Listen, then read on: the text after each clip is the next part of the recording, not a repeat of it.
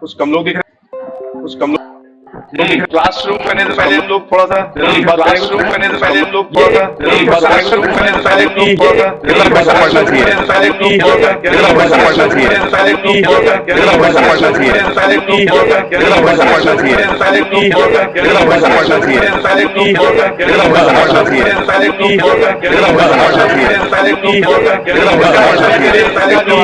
शुरू करने से पहले हम लोग थोड़ा सा क्लास शुरू करने से पहले हम लोग थोड़ा सा क्लास शुरू करने से पहले हम लोग थोड़ा सा क्लास शुरू करने से पहले हम लोग थोड़ा सा क्लास शुरू करने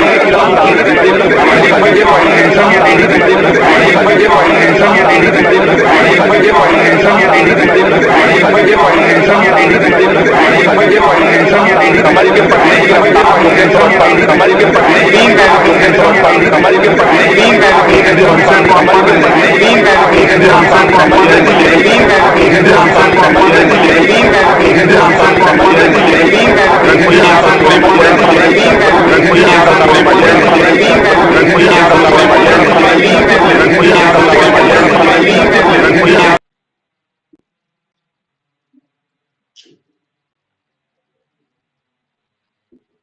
आपकी भाषा पे पकड़ कैसी है उसके हिसाब से अगर बहुत बहुत ज्यादा ऐसे वर्ड्स हैं जो कि जिनका मीनिंग नहीं क्लियर है तो शायद आपकी रफ्तार धीमी रहेगी।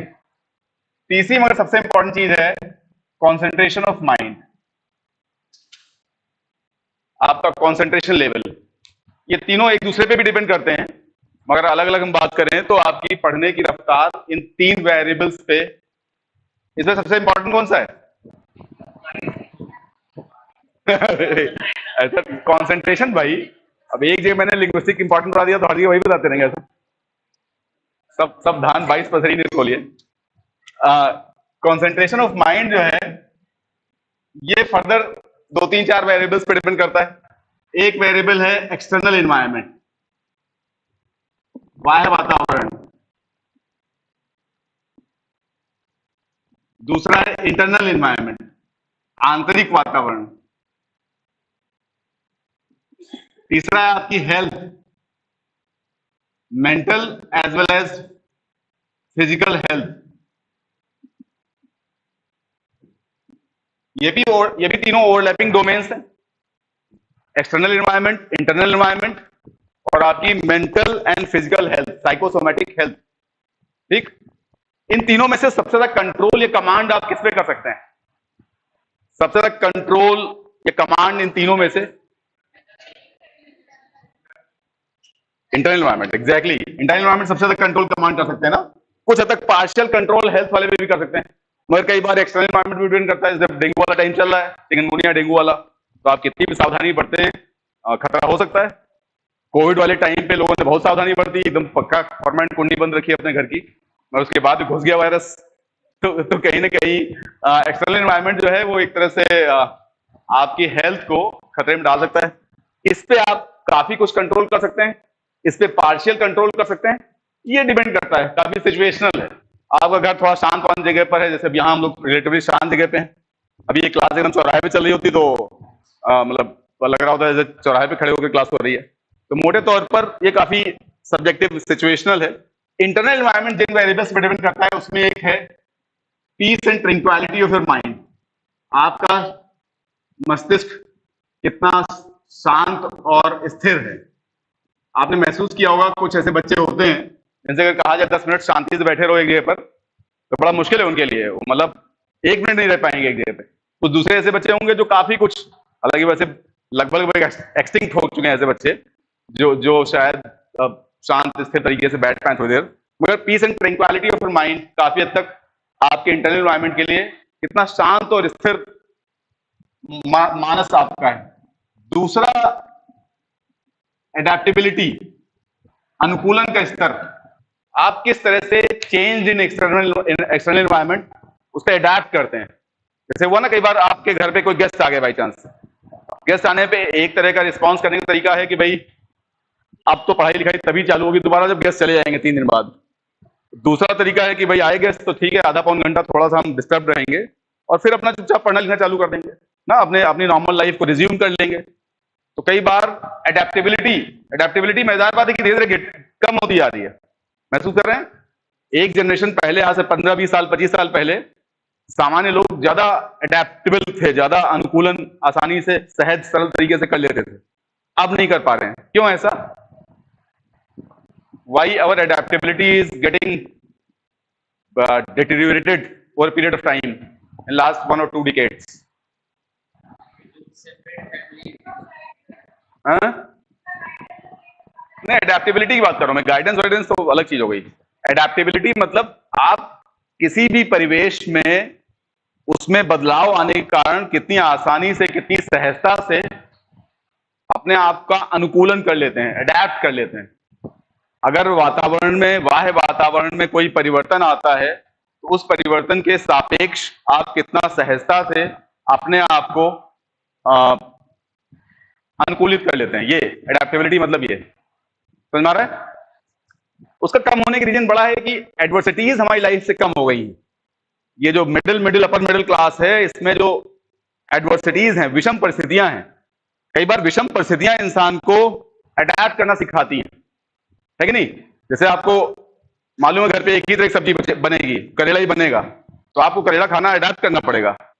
आपके घर में 2 तरह की, अगर आप करेला नहीं पसंद है आपको तो 2 तरह की सब्जियां बनने लगेंगी, तो आप करेला आराम से अवॉइड करेंगे, तो बल्कि आप मैटर ऑफ राइट की तरह से लेंगे कि भाई हमारे लिए आलू बनाया कि नहीं बनाया।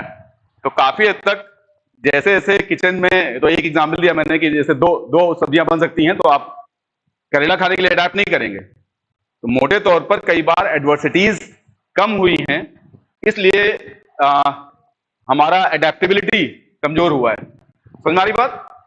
और वैसे भी मतलब बाकी मामलों में भी शायद पहले होता था आराम से गेस्ट वगैरह आ रहे हैं एक साथ, रिश्तेदार वगैरह आते थे, 10-10 15-15 दिन रुका करते थे एक साथ, पहला एक ही कमरे में या 2 कमरे में हम ज्यादा लोग एकोमोडेट करते थे, तो उससे भी एडेप्टेबिलिटी आती थी, एक दूसरे को मतलब झेलना और एक दूसरे को कैसे कह सकते हैं कि उनको बर्दाश्त करना, वो सब कहीं ना कहीं सीखते थे हम।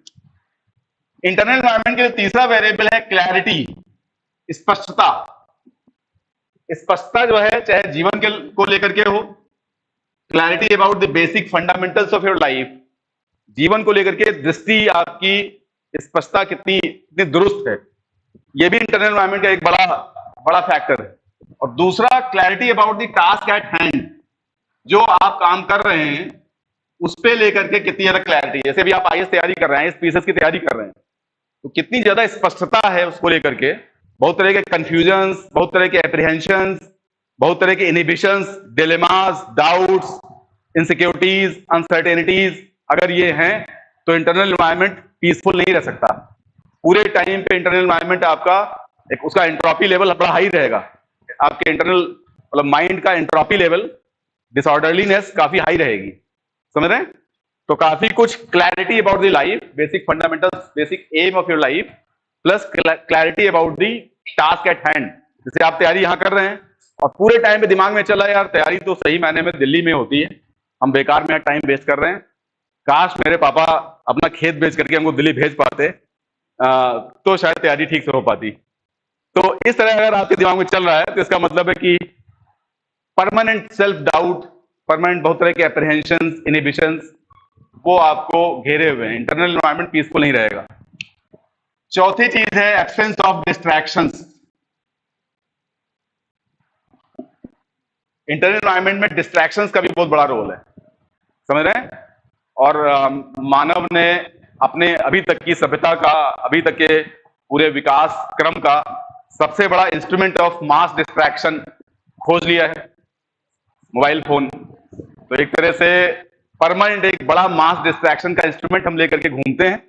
और कई बार ये भी है कि हम अपना खाली समय किसी दूसरे इंसान के साथ नहीं बिता रहे होते हैं, वो मोबाइल फोन के साथ बिता रहे होते हैं, इसलिए डीह्यूमनाइज हो गए हैं, हमारा डीह्यूमनाइजेशन हो गया है। और डिस्ट्रैक्शन का इतना बड़ा इंस्ट्रूमेंट है कि अब सही मायने में जब मैं अपने बच्चों की पीटीएम में जाता हूं, पेरेंट टीचर मीटिंग में, तो एक ही बात पूछता हूं कि भैया आप और हम मिलकर के कैसे हम अपने बच्चे में डिजिटल डिसिप्लिन को इन्फोर्स कर सकते हैं। आने वाले दिनों में केवल और केवल वही आगे सफल हो पाएगा अपनी जिस भी लड़ाई में, जो भी लड़ाई लड़ रहा हो, जिंदगी की लड़ाई हो, करियर की लड़ाई हो, किसी तरह की लड़ाई हो, जिसका डिजिटल डिसिप्लिन बहुत बहुत स्ट्रांग होगा। आप उतने ही सक्सेसफुल होंगे जितनी आपकी फिजिकल स्ट्रेंथ और मेंटल स्ट्रेंथ आपका साथ देगी। फिजिकल स्ट्रेंथ और मेंटल स्ट्रेंथ को डिटरमिन करने वाला सबसे बड़ा या इनफैक्ट उसको बर्बाद करने वाला सबसे बड़ा इंस्ट्रूमेंट अगर कोई है तो मोबाइल फोन। अगर आपका स्क्रीन टाइम 1-1.5 घंटे से ज्यादा है तो आप बड़ी खतरनाक न्यूरोलॉजिकल डिसऑर्डर्स के लिए तैयार रहिए। 1-1.5 घंटे का, मैं एकदम मतलब हवा वाली बात नहीं कर रहा हूं बिल्कुल। मेरे बहुत सहयोगी हमारी कोचिंग में हमने एक वेलनेस एक्सपर्ट रखा हुआ है, जो केवल इसलिए रखा गया है उसको कि वो ये इंश्योर करे कि बच्चों की मेंटल और सोशल हेल्थ ठीक रहे। फिजिकल हेल्थ भी ठीक रहे, मगर मेंटल और सोशल हेल्थ अपने आप में बहुत बड़ा इश्यू हो गया आज की तारीख में। मतलब 18 साल हो गया मुझे कोचिंग चलाते हुए, तो मैं देख रहा हूँ कि शुरू के 5-8-10 सालों में इस तरह की प्रॉब्लम नहीं होती थी, मगर पिछले 5 साल में फिजिकल और मेंटल स्ट्रेंथ और मतलब फिजिकल और मेंटल हेल्थ और सोशल हेल्थ बहुत बहुत बड़े लेवल पे खतरे में पड़ गई है। उसका बड़ा कारण मोबाइल फोन है। तो स्क्रीन टाइम अगर आपका 1-1.5 घंटे से ज्यादा है, स्क्रीन टाइम चाहे मोबाइल फोन वाला हो चाहे टीवी वाला हो,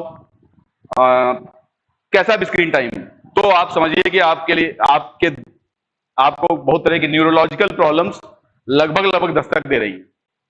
चश्मा तो वो छोटी चीज लग जाएगा, वो तो मतलब उसको तो हर आदमी बर्दाश्त कर ले रहा है, कोई टेंशन नहीं। वो तो बच्चे आजकल 4 साल के बच्चे 8 साल के बच्चे चश्मा लगा घूम रहे होते हैं। न्यूरोलॉजिकल प्रॉब्लम्स मतलब बहुत सीरियस तरह की ऑटो इम्यून डिजीजेस, बहुत सीरियस तरह की ऐसी प्रॉब्लम्स जो आमतौर पे 60s-70s में होती हैं, वो आपको 20s में मिलने लग जाएंगी। लाइफ बहुत तेज हो रही है ना, हम लोग तो जो समस्याएं 60-70 में हुआ करती थी, 20-30 दशक में होने लग गई हैं। तेजी से भागने के चक्कर में ये हो गया है कि हमने आगे वाली समस्याओं को पहले बुला लिया है, और इसीलिए कार्डियक अरेस्ट और बहुत तरह की प्रॉब्लम्स होकर के हम पहले लाइफ निपटा दे रहे हैं। तेज जी नहीं, मतलब कैसे लाइफ की स्पीड बढ़ाई जाए उसी में लगे हुए हैं। इसलिए लाइफ की स्पीड जो 70 साल, कई बार होता है 20-22 साल के आदमी के पास 40 साल वाला हार्ट काम कर रहा है। आपने 20 साल की एज में अपने हार्ट से 40 साल के बराबर काम कर डाला। आपके रेस्पिरेटरी सिस्टम, आपके सर्कुलेटरी सिस्टम ने आपकी एज 22 साल है, 20 साल है, मगर आप हो सकता है उस सिस्टम्स के थ्रू आपने डाइजेस्टिव सिस्टम, मतलब जिस तरह की चीजें फालतू वाली खाई जा रही है उसके चक्कर में कई बार डाइजेस्टिव सिस्टम पता 40 साल वाला हो गया है। तो जो प्रॉब्लम्स 40 साल 50 साल में होती थी वो ऑब्वियसली 20 साल में होने लग जाएंगी, क्योंकि आपने उस डाइजेस्टिव सिस्टम को, सर्कुलेटरी सिस्टम को, रेस्पिरेटरी सिस्टम को लगभग आप अपनी एज के हिसाब से ज्यादा इस्तेमाल कर डाला है। बात समझ आ रही है? तो बहरहाल वो अपने आप में सीरियस इशू है। अब डिस्ट्रैक्शंस, मोबाइल फोन अपने आप में डिस्ट्रैक्शन है ही है, उसके थ्रू और बहुत तरह के डिस्ट्रैक्शंस होते हैं, और इस एज में काफी वोलेटाइल एज है। सबसे ज्यादा डिस्ट्रैक्शंस कई बार relationships, specially relationships with opposite gender, वो भी अपने आप में ठीक ठाक डिस्ट्रैक्शंस होते हैं। कई बार मैं महसूस करता हूं कि बड़ा अंग्रेज बहुत होशियार रहा होगा, उसने फॉल इन लव वर्ड बनाया। अगर कोई ऐसी चीज में गिरने के बजाय उठने वाली होता तो शायद राइज इन लव बनाता हो ना, उसने फॉल इन लव बनाया, मतलब गिरने वाला है कुछ ना कुछ मामला उसमें। तो मोटे तौर पर इस एज में इस तरह वाले डिस्ट्रैक्शंस भी काफी होते हैं। तो जितने तरह के डिस्ट्रैक्शंस हो सकते हैं वो आपके इंटरनल एनवायरनमेंट को जेओपर्डाइज करेंगे, उसको खतरे में डालेंगे, उसको एक तरह से नुकसान पहुंचाएंगे। इंटरनल एनवायरनमेंट मोटे तौर पर, इंटरनल एनवायरनमेंट मतलब हुआ कि बहुत तरह के डिलेमास, डिस्ट्रैक्शंस, मतलब बहुत तरह के इनसिक्योरिटीज, बहुत तरह के डाउट्स, वो सब। हेल्थ को अगर हम कहें साइकोसोमैटिक हेल्थ, इसके वेरिएबल्स क्या हो सकते हैं?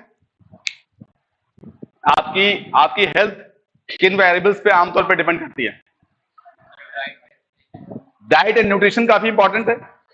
एक एस्पिरेंट को, तैयारी करने वाले शख्स को जो मेंटल लेबर ज्यादा करता है, उसको हर हालत में प्रोटीन और विटामिन ठीक ठाक लेने चाहिए अपने खाने में। कोशिश करना चाहिए वो तामसी भोजन, फास्ट फूड वो कम लिया जाए, सात्विक भोजन लिया जाए। तो मोटे तौर पर प्रोटीन और विटामिन ये सब ठीक ठाक हो आपके डाइट में। तो डाइट और न्यूट्रिशन एक वेरिएबल है। उसके अलावा दूसरा वेरिएबल है आपकी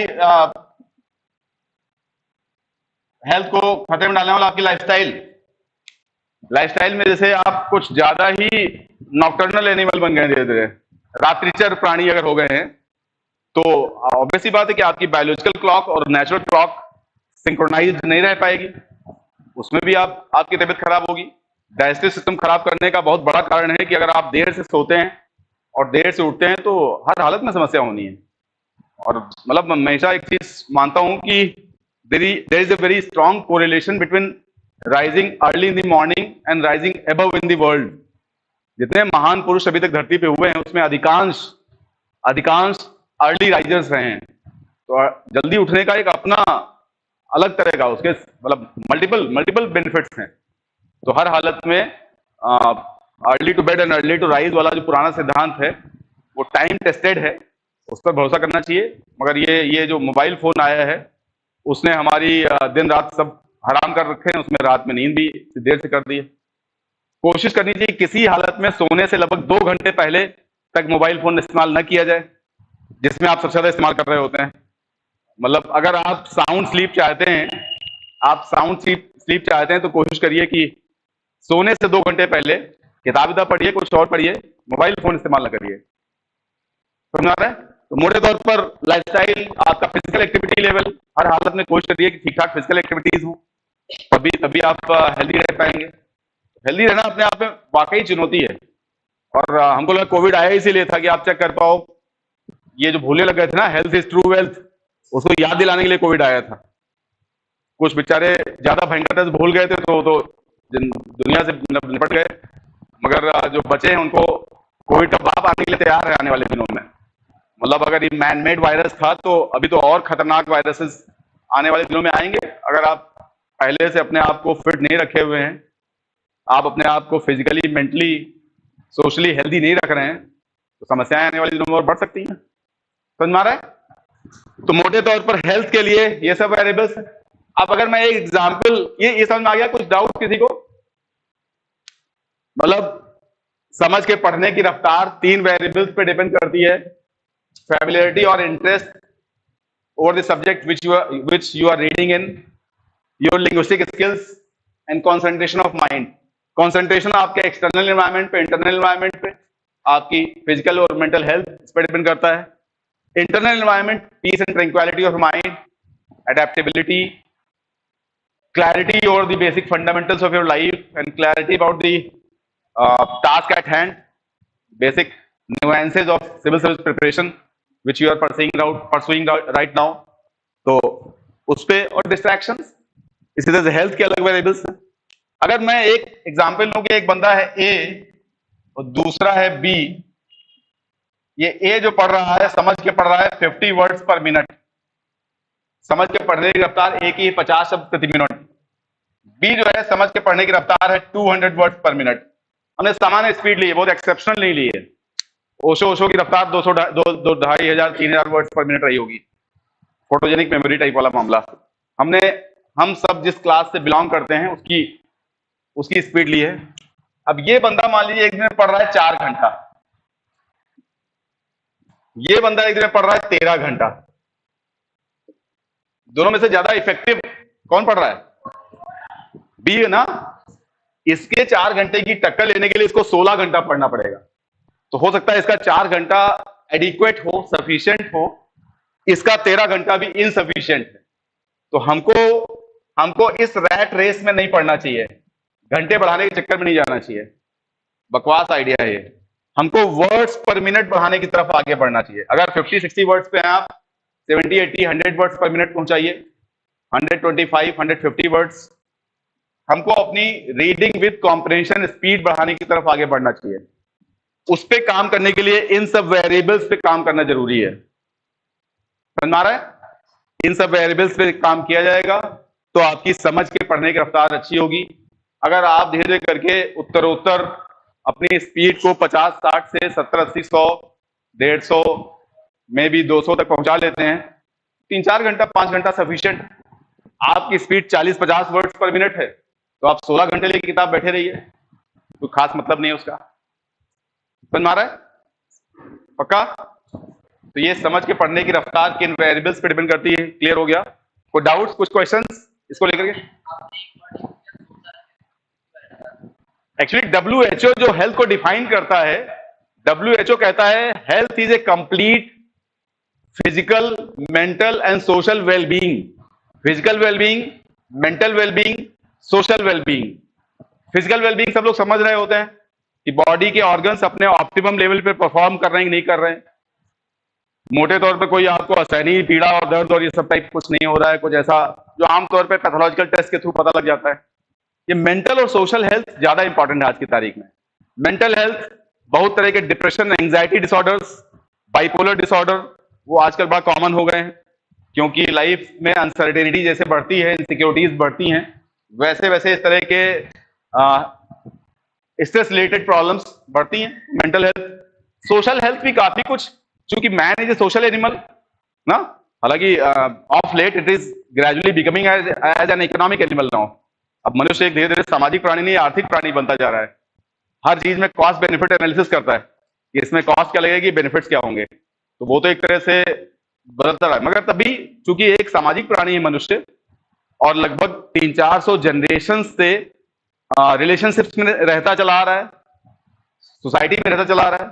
अगर वो सोशल बॉन्ड्स, उसमें इतने पुल्स एंड प्रेशर्स आ रहे हैं कि उसके कारण हमारी सोशल रिलेशनशिप्स उसमें प्रॉब्लम्स आ रही हैं, वो हेल्थ, कई बार झगड़े ज्यादा हो रहे हैं, एक दूसरे को टॉलरेट करना या रिस्पेक्ट करना वो थोड़ा कमजोर हो रहा है, वो सोशल हेल्थ वाला इशू है।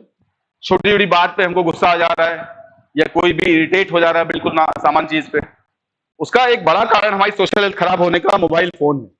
मोबाइल फोन ने हमको डीह्यूमनाइज कर दिया है, और डीह्यूमनाइजेशन के कारण हमारी सोशल हेल्थ और मेंटल हेल्थ दोनों खतरे में पड़ी है।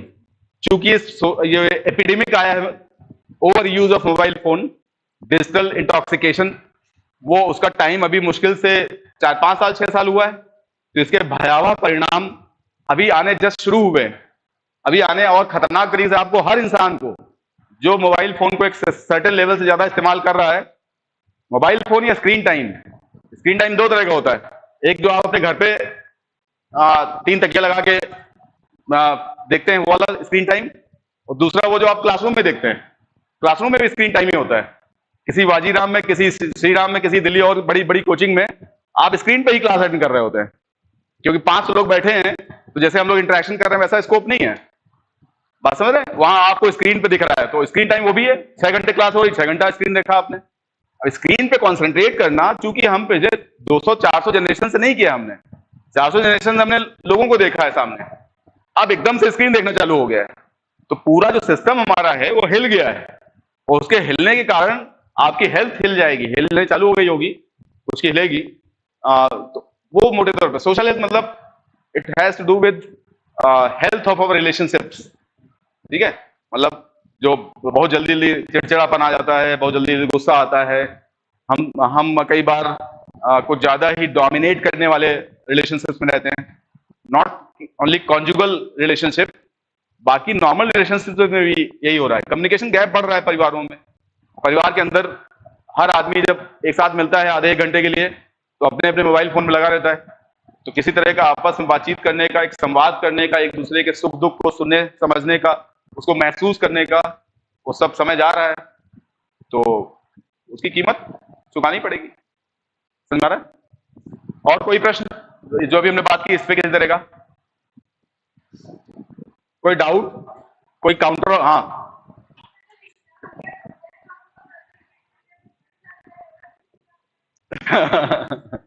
हाँ बैठिए। एक्चुअली कई बार लगता है ऐसा है कि जब इम्तिहान पास में होता है, उसका कारण होता है कि हम ज्यादा फोकस्ड हो जाते हैं, इधर उधर वाले फालतू वाले थॉट्स हमारे दिमाग में उस फोकस के कारण ही आते हैं। इम्तिहान के पास हमारे दिमाग में घोड़े वाला वो पट्टा ऐसा चढ़ जाता है, वो केवल वो दिख रहा होता है, इसीलिए शायद कंसंट्रेशन लेवल बेटर हो जाता है। हालांकि एक चीज समझनी चाहिए आपको कि जो अभी तक स्कूल कॉलेज के इम्तिहान आप देखते चले आ रहे हैं, उनको फेस करते चले आ रहे हैं, उसमें और यूपीएससी आईएएस पीसीएस की तैयारी में बुनियादी अंतर यह है कि अभी तक के आपने काफी कुछ अपने ब्रेन के लेफ्ट हेमिस्फीयर से काम चलाया, काफी कुछ आपने शॉर्ट टर्म मेमोरी का इस्तेमाल किया, इम्तिहान से 3 दिन पहले पढ़ करके 90% लाए, तो वो वाला टाइम चला गया, बीत गया। या आप ग्रेजुएशन पोस्ट ग्रेजुएशन अगर भी आप खेल रहे हो, डिग्री खेल रहे हो अगर अभी आप, तो आप उसमें कर सकते हैं काम। मगर अगर आप डिग्री खेलने के बजाय यही तैयारी पे ही फोकस कर रहे हैं, तो आपको अपने ब्रेन के राइट हेमिस्फीयर पे ठीक से काम शुरू करना चाहिए। राइट हेमिस्फीयर, लेफ्ट हेमिस्फीयर, दोनों में अंतर समझ लीजिए। Left hemisphere is basically logical brain of our body, It has got short-term memory and limited space. Right hemisphere is intuitive or creative brain. Intuitive or creative brain, it has got more space and long-term memory. So your preparation has to do more with right hemisphere of your brain. आपके दिमाग का जो दक्षिणी हिस्सा है, मतलब दाहिना हिस्सा है, उस पर आपकी तैयारी ज्यादा डिपेंड करेगी. लॉन्ग टर्म मेमोरी वाला खेल है. आप ये नहीं इंश्योर कर सकते कि पीसीएस या आईएएस के प्री या मेंस के पहले 3 दिन में, 4 दिन में, 10 दिन में सब सिलेबस रिवाइज कर जाएंगे और वहां पे सब याद कर ले जाएंगे. संभव ही नहीं है चीज. अच्छी तैयारी का मतलब है around 70% of your syllabi, your content need not be revised in the last 15-20 days. 70-80% चीजों को आपको आखिरी के 10-12-15 दिन में रिवाइज करने की आवश्यकता ना पड़े. वो है अच्छी तैयारी. अच्छी तैयारी का मतलब है कि इम्तिहान से एक दिन पहले अगर प्री होने वाला हो, आईएएस का मेंस होने वाला हो, एक दिन पहले आपका परम मित्र अगर आए तो आप उसको भगाने दें घर से कि भाई कल इम्तिहान हमारा आईएएस का, तुम क्या डिस्टर्ब करने आ गए हो. आप आराम से उसको एंटरटेन करें. अगर वो कहे कि भाई चलो घूमने चलते हैं, तो आप आराम से बिना किसी सेकंड थॉट्स के उसके साथ घूमने निकल जाएं. वो अच्छी तैयारी यूपीएससी की, आईएएस पीसीएस की, जिसके लिए पिछले 12-15 साल से आपका मानस कतई तैयार नहीं है. आपका मानस पूरी तरह से एजुकेशन को struggle true struggle, Gandhi movement जो नहीं था, स्ट्रगल ट्रू स्ट्रगल, उसी स्टाइल में लेता चला आया है. इम्तिहान आए तो एकदम हमने अपने आप को कुछ ज्यादा एक्सर्ट कर दिया और फिर एकदम कछुए वाली स्टाइल में हाइबरनेशन में चले गए, तो एकेडमिक हाइबरनेशन टाइप. तो जो ये वाला स्टाइल है, इस स्टाइल से आईएएस पीसीएस कतई निकाला जा सकता. उसके लिए तरीका है कि आपको लॉन्ग टर्म मेमोरी डेवलप करनी पड़ेगी. लॉन्ग टर्म मेमोरी का मतलब है कि आपको काफी कुछ अपनी हॉबीज, इंटरेस्ट, को करिकुलर एक्टिविटीज, उस पर काम करना पड़ेगा. आपको काफी कुछ जिस चीज को पढ़ रहे हैं, समझ रहे हैं, उस पर इन्वॉल्व होना पड़ेगा. You have to get integrated with the environment which you are reading in. अपने आसपास वाला physical, social, political, economic, cultural जो भी इन्वायरमेंट है, उसके साथ आपको ठीक से एसोसिएट होना पड़ेगा. बात समझ रहे हैं? वो एकदम अलग विधा है तैयारी की. ये जो ज्यादातर आमतौर पे करते हैं लोग, ये तो एक तरह से extension of school college system type करने की कोशिश कर रहे हैं. उसी स्टाइल में सोच रहे हैं, उसी एक बैल से जो खेत जोता है पूरा school college, high school, inter graduation, post graduation कर रहा है, उसी एक बैल से ही यूपीएससी का खेत भी जोत डालेंगे हम. ऐसा टाइप सोच रहे होते हैं. नहीं जुतेगा. समझ में आ रही बात? नहीं आ रही है? आ रही नहीं आ रही है? कम आ रही है. आएगी. समय आएगा और आएगी. समय आएगा और आएगी समझ. पक्का है? कुछ क्लियर हुआ? और प्रश्न, और कोई डाउट इस तरह का तैयारी को लेकर के? क्या वर्ड्स पर मिनट कैसे बढ़ाएं यार? इसी सब पे काम करके बढ़ाएं. अपने माइंड को एकाग्रचित करना सीखें हम. पीस एंड ट्रैंक्विलिटी के लिए आपको वो धीरे धीरे करके meditation type, thoughtlessness type Vipassana join कर लीजिए. अगर मतलब नहीं कंट्रोल कर पा रहे हैं तो अगला वाला विपस्सना जब हो रहा हो, बुक करा लीजिए अभी से. 10 दिन, दूसरे दिन भागना ही है. कई बार दूसरे दिन भाग आते हैं. बहुत आजकल सिविल सर्विस एस्पिरेंट्स जा रहे हैं वहां पर, और दूसरे दिन हथियार मोबाइल फोन से 24-48 घंटे दूर कर दिया जाए तो लगभग वैसा है जैसे आपके शरीर से हार्ट निकाल लिया जाए. तो मतलब तो ऐसी स्थिति में विपस्सना छोड़ के भाग आना नेचुरल है. बहुत तरह की मेडिटेशन वाली एक्सरसाइजेस हैं, बहुत तरह की मेडिटेशंस हैं. आप और कुछ ना कर पाए तो एक काम करिए कि एक अंधेरे कमरे में एक कैंडल जलाइए और उसकी लॉ पर कॉन्सेंट्रेट करने की कोशिश कीजिए. त्राटक एक्सरसाइज होती है, मेडिटेशन करिए. उससे अलग क्लैरिटी बढ़ाइए, डिजिटल डिसिप्लिन लाइए. मोबाइल फोन के साथ nearest necessary farthest possible approach अपनाइए. जितना अपरिहार्य है, अत्यावश्यक है, उतना पास रखा जाए. जितना संभव हो उसके उतना दूर कर लिया जाए अपने आप से. Nearest necessary farthest possible. कुछ दोस्तों के साथ भी कई बार ये स्ट्रेटेजी अपनानी पड़ती है ना. Nearest necessary farthest possible. तो मोटे तौर पर इन सब वेरिएबल्स पे काम किया जाए, लिंग्विस्टिक स्किल्स इंप्रूव की जाए, अपना वोकैब एनरिच किया जाए, इंटरेस्ट डेवलप किया जाए. जैसे मैं पढ़ा रहा हूं तो मेरा प्राइमरी ऑब्जेक्टिव एक ही है कि भैया इस एंशिएंट हिस्ट्री जैसे विषय पर आपका थोड़ा इंटरेस्ट डेवलप हो जाए, एक बेसिक लेवल की फैमिलियरिटी हो जाए. हमारे पढ़ाने वाले को ऐसा भला नहीं होगा कि सब क्वेश्चन हमारे पढ़ाए हुए वहां फंस जाएंगे. बिल्कुल नहीं फंसेंगे. कभी नहीं क्लेम करता हूं मैं. मैं इतना ही करूंगा बस कि मैं जो पढ़ाऊंगा उसके थ्रू आपका बेसिक स्केलेटन, एंशिएंट हिस्ट्री का basic skeleton, basic framework, basic level का इंटरेस्ट वो बिल्ड हो जाए। आपको किसी स्टैंडर्ड किताब को पढ़ने में थोड़ी उससे पढ़ने में बहुत असुविधा ना हो, असहजता ना हो, और ऑब्वियसली आपकी एफिशिएंसी इंप्रूव हो जाए उसको पढ़ने में। इतना ही है हमारा मतलब। तो मोटे तौर पर इन सब वेरिएबल्स पे काम करिए तो आपकी रीडिंग विद कॉम्प्रहेंशन स्पीड, समझ से पढ़ने की रफ्तार, वो इंप्रूव की जा सकती है। समझ में आ रहा है? अनफॉर्चुनेटली हो क्या रहा है ना, ये ओरिएंटेशन प्रोग्राम के नाम पे जो डिजिटल बाबा लोग आ गए हैं, digital motivators, mentor turned motivators, mentor turned motivators जो हैं, इसमें लगे रहते हैं कि एकदम मतलब जिसका बड़ा एबिस्मल पोटेंशियल और टेम्परामेंट लेवल है, उसको आईएएस बनाने में लगे रहते हैं। मतलब मिट्टी से मार्बल बनाने में लगे हुए हैं। इसमें नहीं लगे हुए कि जो मार्बल है उसको कैसे मूर्ति बनाई जाए मार्बल की। मतलब जिसमें पोटेंशियल है, जिसमें टेम्परामेंट है, उसको कैसे उसके दिमाग में एग्जाम की जो बेसिक समझ है उसको कैसे दुरुस्त किया जाए। बात समझ रहे हैं मैं क्या कहना चाह रहा हूं? और ये भी समझ रहे हैं किसके बारे में कह रहा हूं? नहीं समझ रहे हैं? नहीं, वो बताऊंगा नहीं खैर मैं। मोटे तौर पर मुझे लगता है तैयारी के बारे में जो बेसिक समझ है वो यही सब समझ है कि भैया कैसे हम इस तैयारी के साथ ज्यादा जस्टिस कर पाए, how to demystify the true nature of this civil service examination and doing the short analysis of the self. ये रिक्वायर्ड है। मोटिवेटर्स को ये करना चाहिए। मोटिवेटर्स जंग लड़ने वाले तरीके बता रहे हैं, कैसे आप तलवार लेके निकलो और एकदम यूपीएससी को गला काट के चले आओ यूपीएससी का, वो सब समझाने में लगे हुए हैं। बड़ा अलग अलग खेल चल रहा है बिल्कुल। मगर अब आजकल तारीख में हम जिस दौर में जी रहे हैं उसमें which is normally popular it is right. मतलब जो ज्यादा पॉपुलर है वही सही है। ये हो गया है दुर्भाग्य है देश का कि पॉपुलर ही सही हो गया है। सब भेड़ें अगर गलत दिशा में जा रही तो मान लिया रहा है कि यही सही रास्ता है। भेड़ चाल एकदम उल्टी दिशा में, जाना है इधर, जा रही इधर, हम मान लेंगे चूंकि मेजॉरिटी लोग इधर जा रहे हैं इसलिए यही सही रास्ता होता होगा। समय ऐसा आ गया है। खैर उसके मल्टीपल फैक्टर्स हैं, पॉलिटिकल फैक्टर्स ज्यादा हैं उसमें। खैर बात की जाएगी कभी, बिना कैमरा की बात की जाएगी उसमें। खैर और प्रश्न?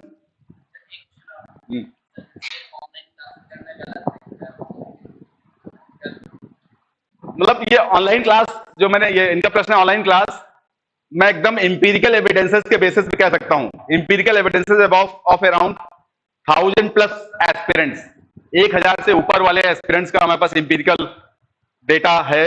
उस बेस पे कह सकता हूं कि ऑनलाइन क्लास से शायद कुछ हद तक सिलेबाई कंप्लीशन में मदद मिल सकती है आपको। जो थॉट प्रोसेस डेवलपमेंट वाला काम है, थॉट प्रोसेस डेवलपमेंट वाला काम बिना इंटरैक्टिव टीचिंग के पॉसिबल ही नहीं है। और इंटरैक्टिव टीचिंग मेले में हो ही नहीं सकती है।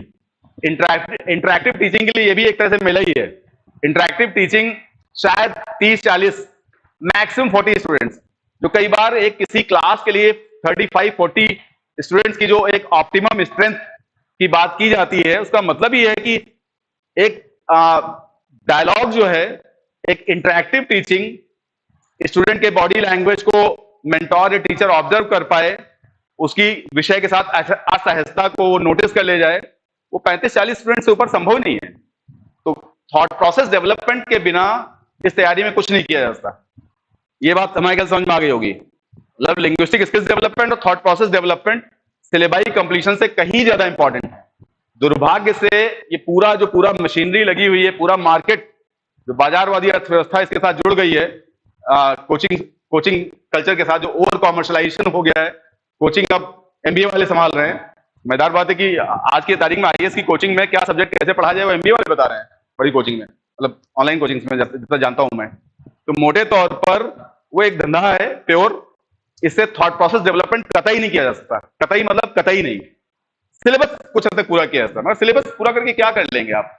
सिलेबस पूरा करने के ऐसे और बहुत तरीके हैं। तो अगर आप सिलेबस पूरा करना चाह रहे हैं तो ऑनलाइन ऑप्शन, प्रोवाइडेड आपकी जो हेल्थ खतरे में पड़ेगी, वो आपका अलग इशू है, वो कुछ हद तक हो सकता है। मगर लिंग्विस्टिक स्किल्स डेवलपमेंट और थॉट प्रोसेस डेवलपमेंट के लिए इंटरैक्टिव टीचिंग के अलावा कोई सब्स्टिट्यूट नहीं है उसका। एक अच्छी किताब और एक अच्छे टीचर का कोई सब्स्टिट्यूट नहीं है धरती पर। बात समझ रहे हैं? एक अच्छी किताब और एक अच्छे टीचर का धरती पर कोई सब्स्टिट्यूट नहीं है। अब ये तो खैर ये हमारी इंडिया की यूनिवर्सल प्रॉब्लम है। एक सवाल मैं हमेशा पूछता रहता हूं, आपसे पूछ ही लेता हूं। कल टीचर्स डे था, अगर कल मैं आता तो शायद कल पूछता मगर नहीं पूछ पाया, तो आपसे पूछता हूं अभी, बचपन से आज तक आपको लगभग कितने टीचर स्कूल से लेकर आज तक मिले होंगे ओवरऑल? 30, 40, 50, 60? उनमें से अगर मैं कहूं कि the teachers who inspired you, who motivated you, who actually did justice with the discipline over which they were dealing with, मतलब जो अभी तक याद है आपको कि यार वो टीचर जो थे वो वाकई दुरुस्त, बहुत दमदार टीचर थे, जो एक्सेप्शनल टीचर वही लगते हैं, वो टीचर की लिस्ट आपके दिमाग में जो आप याद कर पाते हैं, कितने याद कर पाएंगे? 1, 2, 3, 4, 5 ऊपर कोई है? नहीं ना, अभी तक नहीं मिला मुझे। 18 साल में सवाल पहले साल से पूछ रहा हूं मैं अपनी कोचिंग में। जिस सिस्टम में लेस देन 10% लोग ऐसे हों जैसे होने चाहिए वहां पर, उस सिस्टम से क्या उम्मीद कर सकते हैं आप? समझ में आ रहा है? अगर एजुकेशन सिस्टम में 10% लोग ही ऐसे हैं, अनफॉर्चुनेटली, ये देश का भी दुर्भाग्य है, हम सबका कलेक्टिव दुर्भाग्य है, कि वहां पर अगर 10% से कम लोग ऐसे थे जो सिंसियर भी थे, कैपेबल भी थे, कैपेबिलिटी सिंसियरिटी दोनों मिल जाए, समझ लीजिए भगवान मिल गया आपको, वो इतने कम मिल पाते हैं, इसीलिए शायद हमको mediocre teacher, second grade teacher, उस टाइप के टीचर से उनका सामना करना पड़ता है। इसका कारण, बड़ा कारण ये है कि most of the teachers are not in their fields out of choice, they are in the field of teaching out of compulsion. मजबूरी में टीचर बने हुए हैं लोग, आउट ऑफ चॉइस नहीं है। जैसे मैं अपने कई बार अपने लिए मैं बोलता हूं, बहुत इसको मैं बहुत क्या कहते हैं, प्राउडली और समटाइम्स एरोगेंटली बोलता हूं कि I may be the only teacher over here in Lucknow who is in this field of mentoring civil service aspirants out of choice, not compulsion. IIT का बैकग्राउंड है, अच्छा आईआईटी में ठीक ठाक परफॉर्म कर रहा था मैं, मेरे लिए बहुत तरह के ऑप्शंस थे। मैदार बात है, घर पे ही एक pre engineering pre medical coaching थी, ज्यादा फिट मैं उसे बैठ सकता था पीसीएम पढ़ाने में। बाकी दो भाई मेरे वो भी प्रोफेशनल डिग्री वाले हैं, एक इंजीनियर एक डॉक्टर है, सब मिलकर के कोचिंग चला रहे थे इंजीनियरिंग मेडिकल। जब पढ़ाने का टाइम आया, मेरे अटेम्प्ट्स खत्म हुए आईएएस के, तो I opted for civil service coaching instead of going for this JEE and NEET. समझ रहे? क्योंकि मुझे लगा थोड़ा मैच्योर जनता से संवाद करना, उसको थोड़ा जीवन के बारे में बताना, तैयारी के बारे में बताना, वो शायद सबसे बड़ी बात जो महसूस करता था मैं कि दिल्ली जाने की जरूरत ना पड़े लोगों को, आराम से यहाँ पर दिल्ली जैसी गाइडेंस यहाँ प्रोवाइड की जा सके। इसके लिए शायद 2005 में, और 5 में कोचिंग खेलने का बहुत चलन नहीं था आज की तरह से। 5 में जब फैसला लिया था तो लखनऊ में मुश्किल से 1-2 कोचिंग थी, तो मैंने उस समय शुरू किया था सोच समझ के काफी कुछ। तो ये एक तो समस्या है, ये गंभीर समस्या है। मैं पर्सनली कम से कम 50 ऐसे टीचर जानता हूं सिविल सर्विस फील्ड में जो इस फील्ड में केवल मजबूरी में है। 50 यहां और दिल्ली मिला करके, एक दिल्ली की कोचिंग के साथ मैं एसोसिएटेड हूं, इसलिए मैं वहां यहां मिला करके 50 ऐसे स्टूडेंट पर्सनली जानता हूं। इम्तहान दिया, आईएएस प्री मेंस 2-3 लिखे, कुछ और ऑप्शन नहीं है, कोई और तरह की कैपेबिलिटी नहीं है, कोचिंग फील्ड में लग गए। पढ़ाने मजा नहीं आता है, मगर ठीक है, रोजी रोटी है, कुछ न कोई व्यवसाय करना पड़ेगा। तो ये समस्या है। अब इसके साथ तो हमको यही कर सकते हैं कि हमको we have to bear with this problem. कोशिश करना चाहिए कि कहीं से ढूंढे कुछ कम खराब वाला टीचर ढूंढने की कोशिश करें, यही हो सकता है। और प्रश्न इस विषय पर? सब्जेक्ट मतलब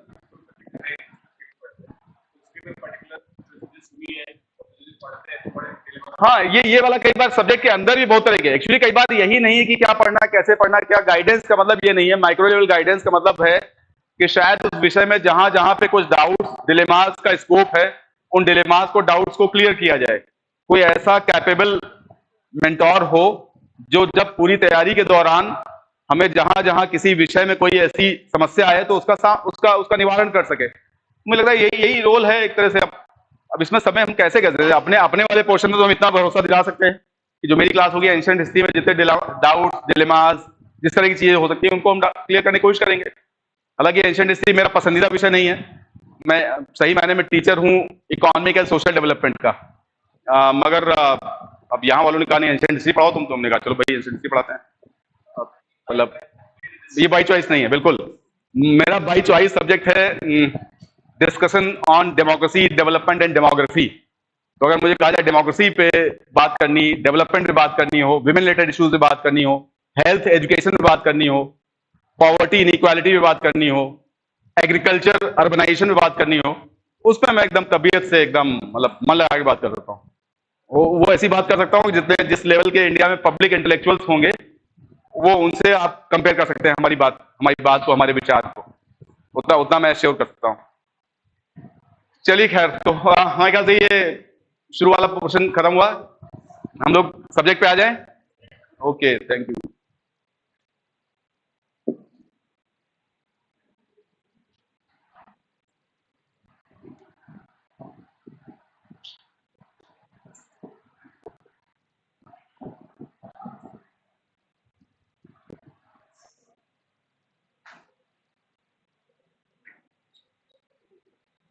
आज हम लोग कोशिश करेंगे कि हड़प्पा में जो थोड़ा सा पोर्शन बचा था उस पर डिस्कशन करने के बाद कुछ non urban cultures of ancient India, जिसमें मैंने बात की थी कि pottery cultures, various pottery cultures of ancient India, उसकी बात करेंगे। और थोड़ा pastoral and agricultural communities of south India, दक्षिण भारत के पशुचारक और कृषक समुदाय, उस पर 2-3 टर्म्स हैं जो आपको पता होने चाहिए, उससे थोड़ी बात कर लेंगे। तो बेसिकली हम हड़प्पा को जल्दी से वाइंड अप करते हैं, उसके बाद उन दोनों टॉपिक्स पे आते हैं, ठीक है? क्योंकि अगली यूनिट हमारी जो होगी वैदिक एज होगी, तो ऑब्वियसली इसके पहले सब वाइंड अप कर देना है। हड़प्पा में हम लोगों ने पिछली क्लास में डिस्कस किया था, शायद हम लोग क्राफ्ट्स पे बात कर रहे थे ना? सील्स पे बात कर ली थी हम लोगों ने, और उसके बाद हम कह रहे थे कि क्राफ्ट्स पे शायद अलग अलग तरह के सील मेकिंग भी अपने आप एक इंपॉर्टेंट क्राफ्ट था। उसके अलावा बीड बनाना, बीड्स मतलब होता है मनके समझते हैं? माला, जिसे माला बनी होती है, हाँ, जो माला बहुत तरीके से, जैसे कोई पंडित लोग जो है वो तुलसी की और रुद्राक्ष की माला, तो जो एक किसी माला में जो एक एलिमेंट है वो बेसिकली मनका है, बीड। तो बीड मेकिंग भी अपने आप में एक ठीक ठाक, ठंडा तो नहीं, अरे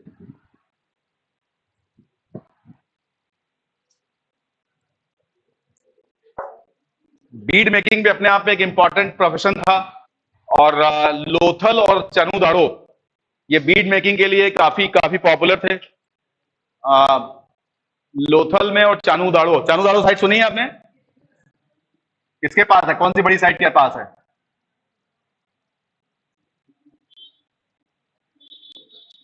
मोहनजोदाड़ो के पास, चानूदाड़ो, सिंध में, पाकिस्तान के सिंध प्रांत में।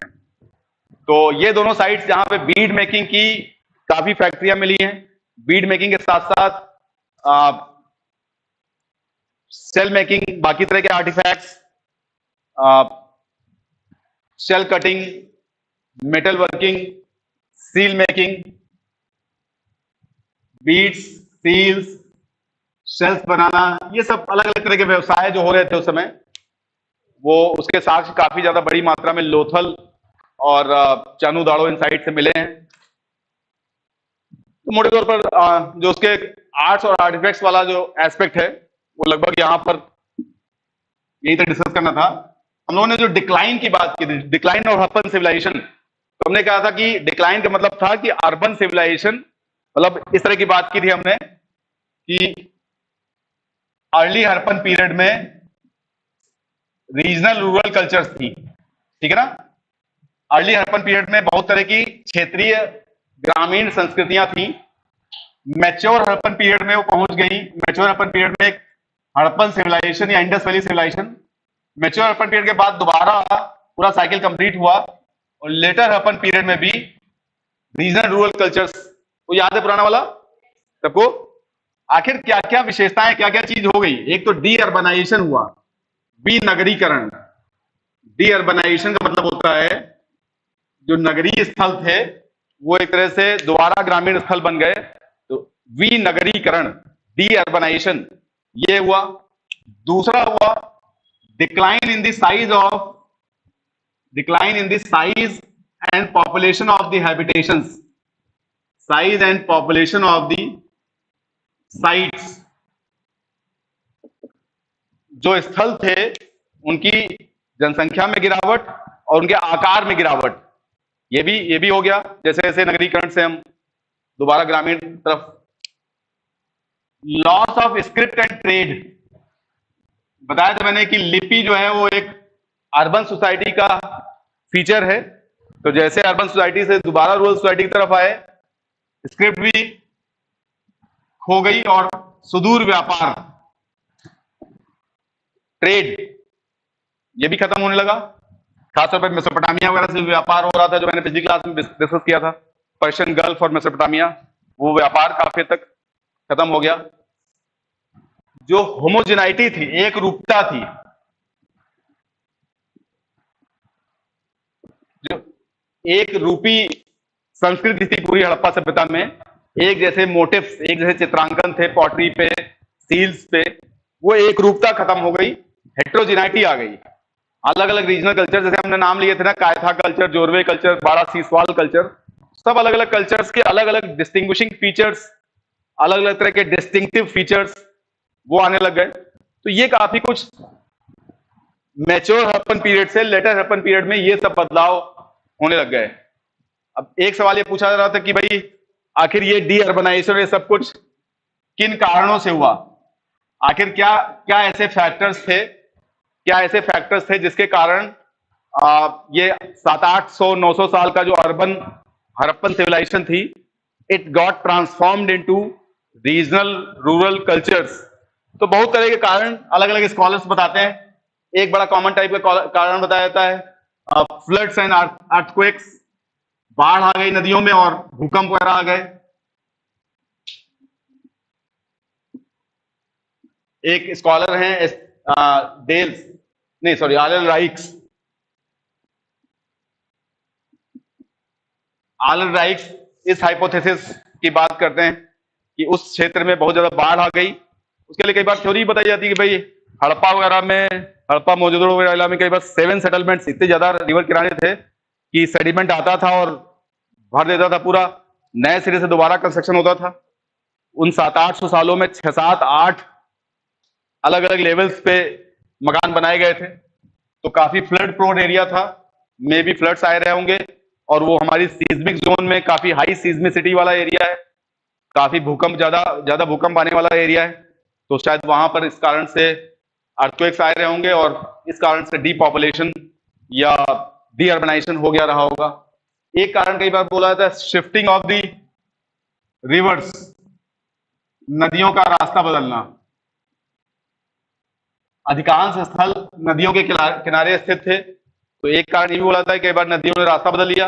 और चूंकि पुराने जमाने में नदियों के किनारे एम्बैंकमेंट जो बंधा होता है वो तो होता नहीं था, तो नदियां अपनी मर्जी की मालिक होती थी, जिधर चाहे उधर घूम गई।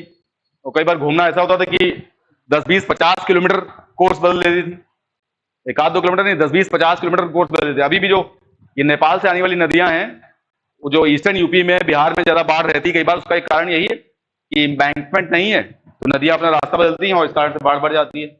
तो एक एसटी लैम्ब्रिक है, वो इस थ्योरी के जनक माने जाते हैं।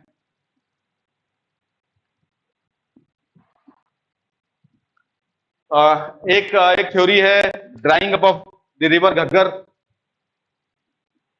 घग्गर नदी का सूख जाना। हमने बताया था कई बार सरस्वती राजस्थान में जो ब्रांच जाती है उसको बोलते हैं घग्गर, और यही जब पाकिस्तान में एंटर कर जाती है तो उसको बोलते हैं हकरा।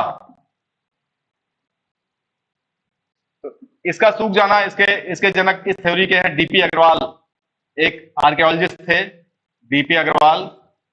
उनका कहना था कि नदी का सूखना, खासतौर पर घग्गर नदी का सूखना, वो अपने आप एक कारण, एक बड़ी कॉमन, बड़ी पॉपुलर, जो कि सही नहीं है, पॉपुलर थ्योरी है, एक बारबेरिक और आर्यन इन्वेजन।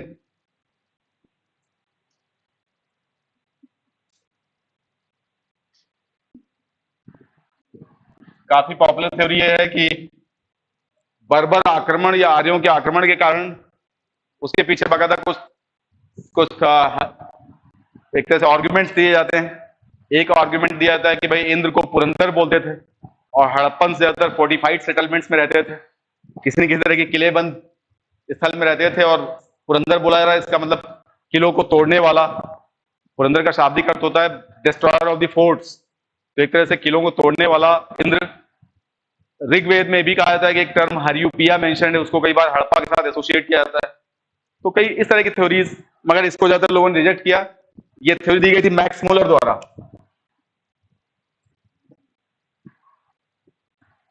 एक German Indologist German Bharat with रहे,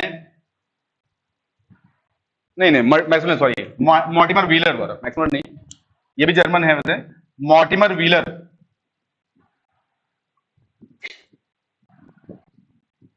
इनके द्वारा ये सिद्धांत दिया गया। सबसे ज्यादा जो जिस सिद्धांत पर आम राय लगभग बनती है वो है थ्योरी ऑफ इकोलॉजिकल इंबैलेंस, पारिस्थितिक असंतुलन का सिद्धांत। पारिस्थितिक असंतुलन का सिद्धांत, इसके जनक हैं एक स्कॉलर है फेयर सर्विस।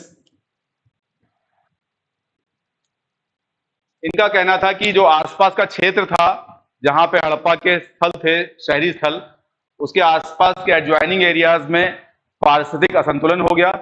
उस कारण से सरप्लस प्रोडक्शन कमजोर होने लगा, अधिशेष उत्पादन कम होने लगा और इसलिए शहरों को सस्टेन करना मुश्किल होने लगा। तो ये थ्योरी अपने आप में सबसे ज्यादा एक तरह से जिसको कई बार सही माना जाता है, ये वाली थ्योरी इकोलॉजिकल इंबैलेंस, पारिस्थितिक असंतुलन का सिद्धांत। कई बार माना जाता है कि ये मिक्स्ड, इन सबको भी कुछ को अलग अलग साइट्स के लिए रिस्पॉन्सिबल ठहराया जाता है, तो शायद अलग अलग स्थलों के लिए अलग अलग कारण रहे होंगे। मोटे तौर पर सच इन सबके बीच में कहीं पे है, ठीक है। इसको लोग ज्यादा ठीक मानते हैं और बाकी हाइपोथेसिस को भी ऑल टुगेदर रिजेक्ट नहीं किया गया है, ठीक है। तो ये हो गया ओवरऑल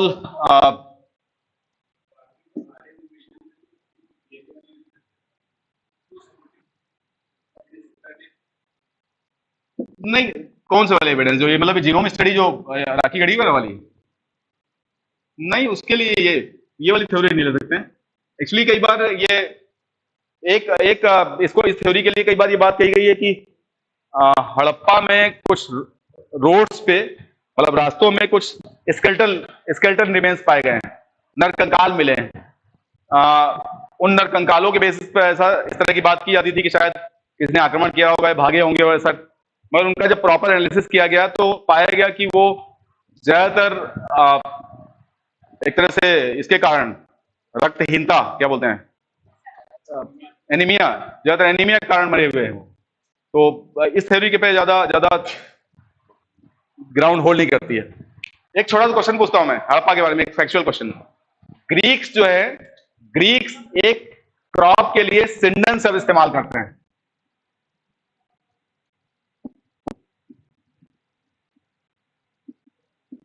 यूनानी एक विशेष फसल के लिए सिंडन मतलब which was originated in Sindh वाले एरिया में, कॉटन के लिए। बेसिकली कॉटन के मामले में हम लोग मतलब लगभग माना जाता है ऐसा कि कॉटन के मामले में ये इंडस एरिया, मेहरगढ़, ये एक तरह से ओरिजिनल होम, कॉटन का ओरिजिनल होम था ये, ठीक है। चले हम लोग आगे।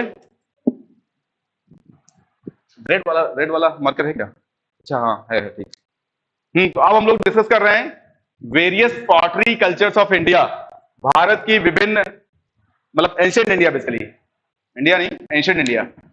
वैसे आज की तारीख में अगर हम कहें यूपी के किस या किन जिलों का ओडीओपी प्रोडक्ट, ओडीओपी कोई पॉटरी है, क्वेश्चन समझ में आ गया? यूपी के किस जिले का ओडीओपी किसी तरह की पॉटरी, किसी तरह के मृदभांड,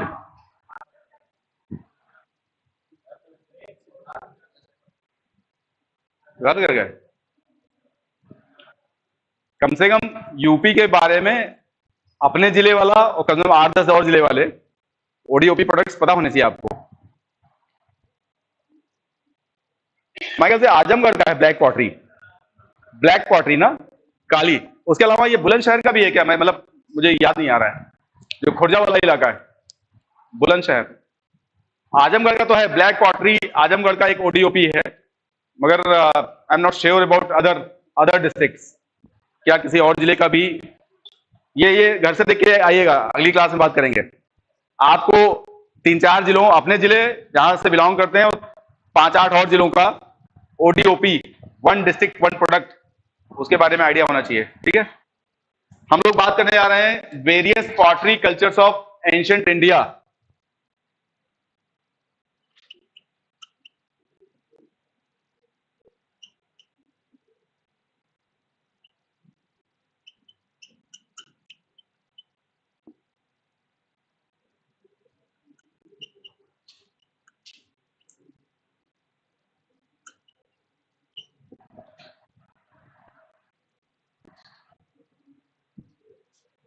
प्राचीन काल की विभिन्न मृदभांडीय संस्कृतियां।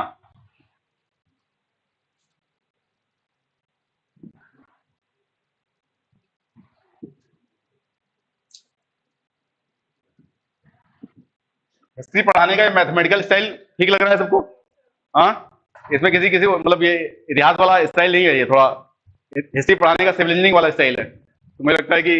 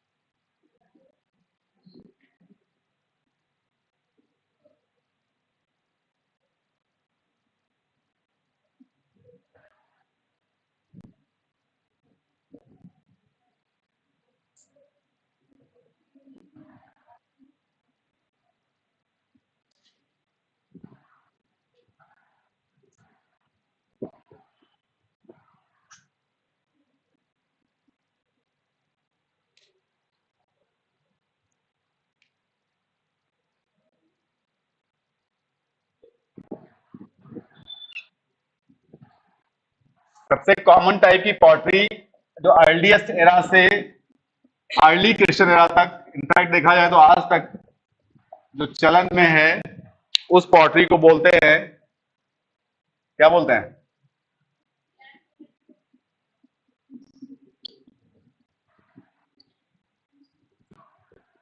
Black and red ware pottery, BRW।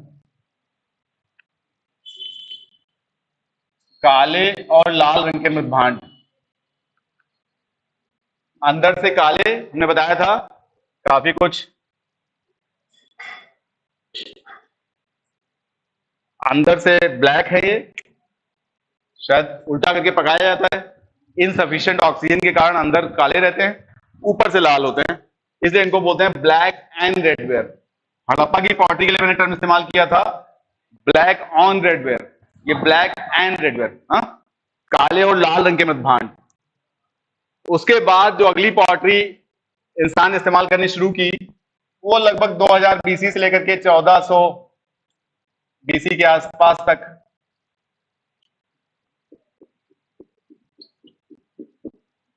ये और भी है क्या? रेड।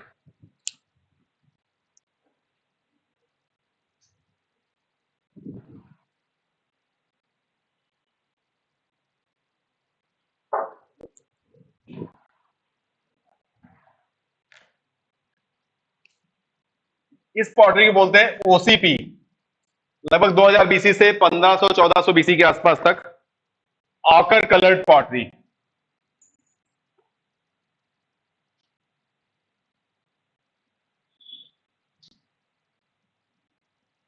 गैरविक, गैरविक मृदभांड, गेरू वर्णी मृदभांड, गेरू के रंग के बर्तन, ये गैरविक, कई बार इसको बोलते हैं गैरविक, सुना है?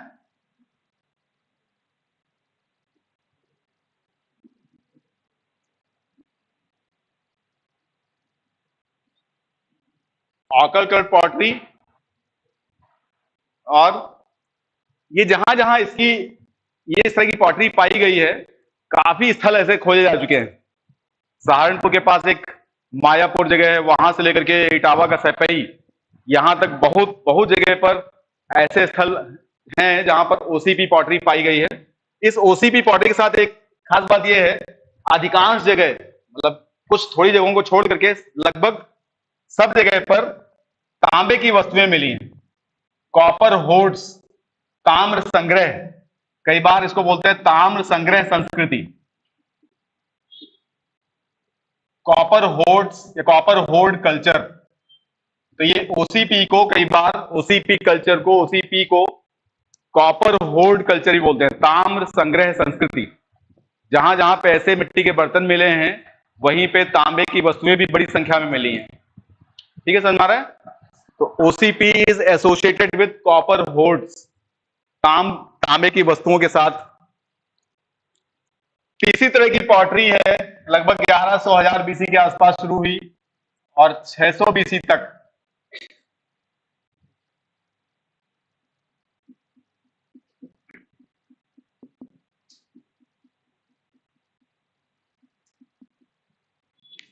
इसको बोलते हैं पीजीडब्ल्यू, पेंटेड ग्रेवेयर, चित्रित धूसर मृदभांड या सिलेटी रंग के बर्तन, पेंटेड ग्रेवेयर।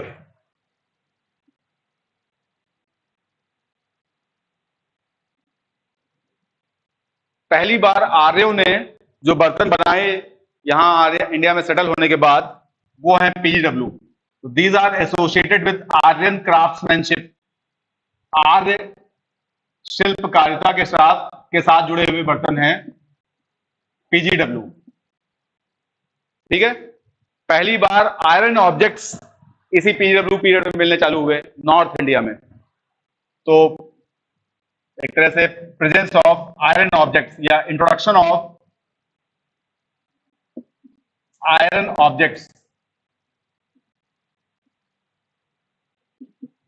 लोहे की वस्तुओं की पहली बार उपस्थिति पीजीडब्ल्यू के साथ, पेंटेड ग्रेवियर पॉटरी के साथ आती है। ठीक है, ऑब्वियसली बात है, लगभग लेटर वैदिक पीरियड को करस्पॉन्ड कर रहा है। 1000 बीसी 600 बीसी जो है वो उत्तर वैदिक काल को करस्पॉन्ड करता है। तो जब आर्य आए होंगे 1500 बीसी के आसपास, तो काफी लंबे समय तक उन्होंने जो बर्तन पहले चले थे बीआरडब्ल्यू या शायद ओसीपी वाले कुछ दिन आगे चले होंगे, उन्हीं को इस्तेमाल किया। उन्होंने अपने विशेष तरह के बर्तन बनाने वाला काम 300-400 साल जब सेटल डाउन हो गए यहाँ पर, प्रॉपर तरह से यहाँ पर यहाँ का आबो हवा समझ बूझ ली, तब उन्होंने यहाँ के बर्तन बनाने शुरू किए, वो है पीजीडब्ल्यू। और ये एक तरह से लोहे का इंट्रोडक्शन वाला टाइम है नॉर्थ इंडिया में। साउथ इंडिया की भी हम बात करेंगे। 600 बीसी से end of Maurya period around 200 BC,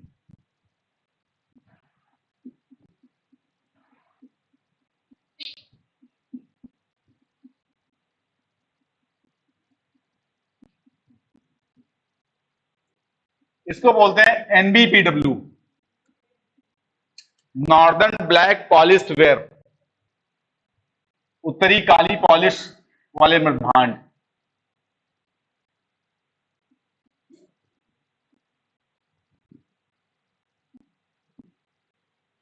पहले इनको जब तक्षशिला में खोजा गया 1920s के आसपास, तो इनको ग्रीक वेयर समझा गया।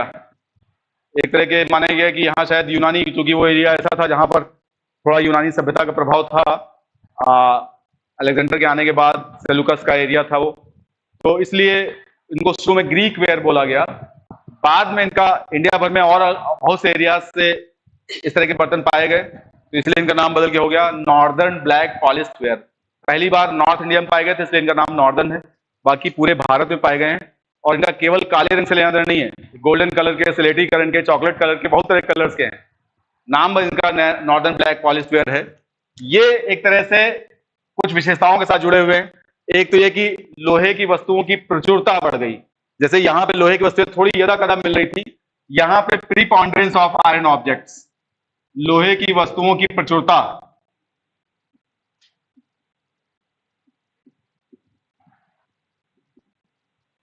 उसके अलावा इस पॉटरी के साथ और बहुत तरह की चीजें चालू हुई, जैसे रिंग वेल्स। ये कई बार सोकपिट जैसे इस्तेमाल होते थे। एनसीईआरटी के 6 वाली बुक में आप देखेंगे तो फोटो बनी है रिंग बेल्स की। ठीक है, उसके अलावा इसके साथ एसोसिएटेड बर्न ब्रिक्स, पकी ईंटें, एनबीपीडब्ल्यू के साथ जहां जहां खुदाई हुई है। उसके अलावा इसके साथ पंच मार्क कॉइन्स, आहत सिक्के, किस मेटल के, किसके बने होते थे? पंच मार्क कॉइन्स अधिकांशतः किस धातु के बने होते थे? चांदी के। लगभग 99% जो पंच मार्क कॉइन्स हैं वो चांदी के हैं, सिल्वर के। बहुत थोड़े यदा कदा कुछ कॉपर के मिले हैं, अधिकांश पंचमार्क कॉइन्स वो एक सिल्वर के एक शेप, खास शेप की उसमें पंचिंग की जाती थी, अलग अलग ज्योमेट्रिकल फिगर्स की, बर्ड्स, एनिमल्स, सन, इस तरह की बहुत तरह की फिगर्स की पंचिंग की जाती थी, इसलिए उनको बोलते हैं पंचमार्क कॉइन्स। इसके अलावा स्क्रिप्ट, पहली बार ब्राह्मी लिपि के साक्ष्य जो मिलते हैं वो भी एनबीपीडब्ल्यू पीरियड से मिलते हैं। ये एक तरह की डीलक्स पॉटरी थी, सोसाइटी का एलीट जो अभिजात्य वर्ग है वो इन पॉटरी को इस्तेमाल करता था। तो ये एक तरह की विशिष्ट विशिष्ट बर्तन है ये।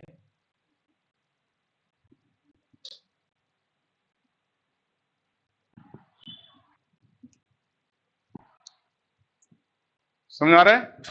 तो एनबीपीडब्ल्यू पीरियड लगभग 6ठी शताब्दी ईसा पूर्व, मतलब एज ऑफ महाजनपदाज या स्टेट फॉर्मेशन, राज्य निर्माण से लेकर के मौर्य काल के अंत तक, second urbanisation urbanisation of 6th century BC से लेकर के मौर्य काल के अंत तक जो पॉटरी इस्तेमाल हुई उसको बोलते हैं NBPW, northern black polished ware pottery, and which is associated with all these features.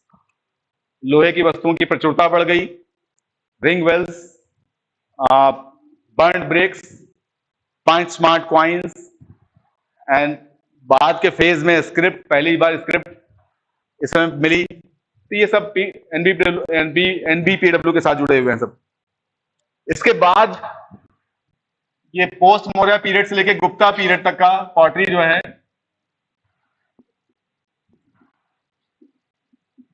Kushan काल में और उसके बाद गुप्त काल के अंत तक जो पॉटरी रही उसको बोलते हैं रेड स्लिप्ड वेयर, चमकीले लाल मृदभांड, रेड स्लिप पॉटरी या रेड स्लिप वेयर।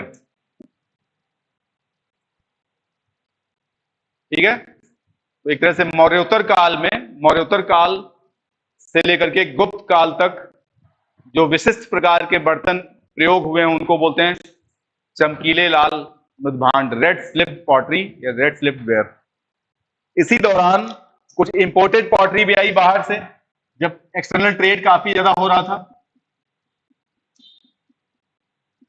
रोम से व्यापार हो रहा था, तो बड़ी मात्रा में समाज के अपर क्रस्ट के लिए, उच्च वर्ग के लिए विशेष तरह के बर्तन आया करते थे बाहर से, उसको बोलते हैं अरेंटाइन वेयर।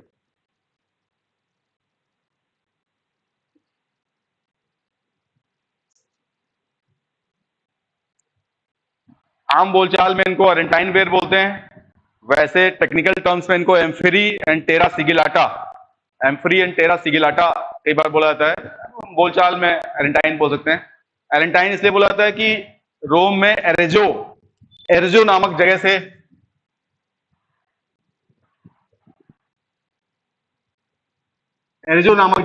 पे बनाए जाते थे बर्तन, एरेजो के कारण उसको अरेंटाइन वेयर बोल देते हैं। ये इंपोर्टेड पॉटरी है, बाहर से आने वाली पॉटरी का नाम है एरेंटाइन वेयर। साउथ में अरिका मेडू के पास, पुडुचेरी में अरिका मेडू है वहां पर, और साउथ इंडिया में काफी जगह पर, इनफैक्ट कुछ गुजरात वगैरह में भी इसके एविडेंसेस मिले हैं इस अरेंटाइन वेयर के। ज्यादातर पोर्ट टाउन्स में, बंदरगाहों में साक्ष्य ज्यादा हैं, क्योंकि बाहर से इंपोर्ट होकर आती थी पॉटरी, वो एक तरह से। तो मोटे तौर पर एंशिएंट पीरियड में कुछ डिस्टिंक्टिव पॉटरी इस तरह की है। Black and red ware, commonest of all, सबसे सर्वसामान्य टाइप के बर्तन जो देखा जाए आज, जो मिट्टी के बर्तन घड़े वगैरह बनते हैं, वो एक तरह से black and red ware pottery है। उल्टा पकाए जाते हैं, अंदर से काले रहते हैं, ऊपर से लाल रहते हैं। ये ऑकर कलर पॉटरी, गेरू के रंग के बर्तन जिसके साथ तांबे की वस्तुएं काफी पाई गई हैं। पहली बार आर्यों ने जिस तरह के बर्तन बनाने शुरू किए वो पीजीडब्ल्यू है, पेंटेड ग्रेवेयर, जिसके साथ पहली बार लोहे की वस्तुएं उनके साथ मिलनी चालू हुई। पीजीडब्ल्यू को सक्सीड किया एनबीपीडब्ल्यू ने, एक तरह की डीलक्स पॉटरी थी which was used by the elite of the society. तो northern black polished ware pottery, और finally red slipped ware, Arretine ware. ठीक है, हाँ जी।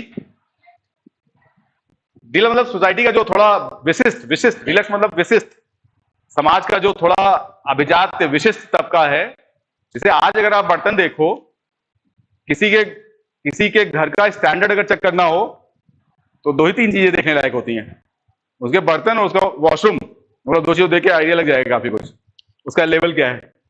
बर्तनों में आप देखेंगे कि आमतौर पर रोजमर्रा में इस्तेमाल होने वाले बर्तन स्टील वाले इस्तेमाल होते हैं। ये भी स्टील भी मुश्किल से अगर देखा जाए तो 30-40 साल के अंदर का आइटम है। 30-40 साल पहले घरों में एक सामान्य किचन में किसके बर्तन इस्तेमाल होते रहेंगे?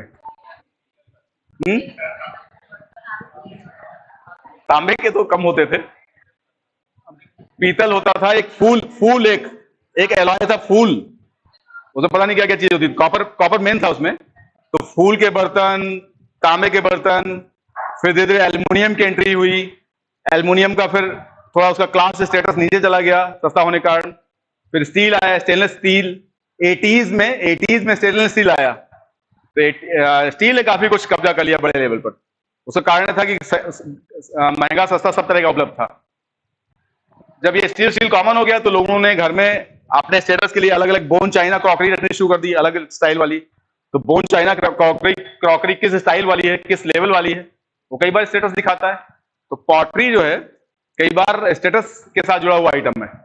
तो यहां पर सामान्य लोग तो, गरीब दुखिया जनता है वो तो सामान्य तौर पर ब्लैक एंड रेड में इस्तेमाल करती रही होगी लंबे समय तक, आज भी कर रही है। जो थोड़ा वीआईपी टाइप लोग हैं वो ये, इसमें भी ये होता ना, जब कुछ कोई चीज बहुत कॉमन हो जाए तो एलीट नया रास्ता ढूंढ लेता है, नया टाइप की पॉटरी ढूंढ लेता है। तो उसने कहीं ना कहीं ये ढूंढ लिया होगा, जब ये कॉमन हो गया तो इंपोर्ट करके मारने लग गया। इस तरह करके आज भी जो राजा महाराजा टाइप लोग हैं उनके घर में चांदी के बर्तन इस्तेमाल होते हैं, वो कॉमन तौर पर। सिंधिया घर में अगर आप पहुंचे तो वहां चांदी वाले बर्तन इस्तेमाल हो रहे होंगे। तो मोटे तौर पर अलग अलग जगह पर अलग अलग तरह के बर्तन। तो विशिष्ट, डीलक्स मतलब विशिष्ट, ठीक।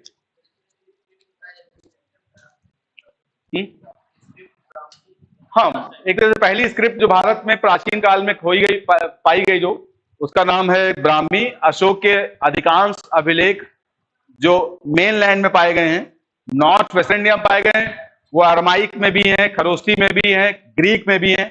मगर जो मेन लैंड में अशोक के अभिलेख है वो ब्राह्मी में है। और अशोक के अभिलेख earliest living document which has been read, which has been deciphered, वो अशोक के अभिलेख ही हैं देश में। समझ रहे हैं? हाँ, कोई स्क्रिप्ट नहीं यूज करते थे वैदिक पीरियड में। क्या स्क्रिप्ट थी नहीं थी, क्या थी, इस पे बात हम करेंगे अगला, जब वैदिक पीरियड पे आएंगे तो आपकी क्लैरिटी वैदिक पीरियड के बारे में कर दी जाएगी। बहुत तरह की चीजें जो आप सोचते होंगे उस पर आपको स्थिति आपकी साफ कर दी जाएगी। रिंग वेल्स एक तरह का, अगर आप गांव में अगर आपने देखा तो पुरानी वाली जो ग्रेनरीज होती थी, अब तो बहुत कम घरों में दिखेंगी, नहीं तो मिट्टी के चक्के से बनाते थे वो लोग। एक लगभग 1 फीट ऊंचाई का ऐसा गोला, सिलेंड्रिकल पार्ट ऑफ सिलेंडर, ऐसा टाइप। नहीं, कैसे बनाए उसको, बनाना थोड़ा मुश्किल काम है।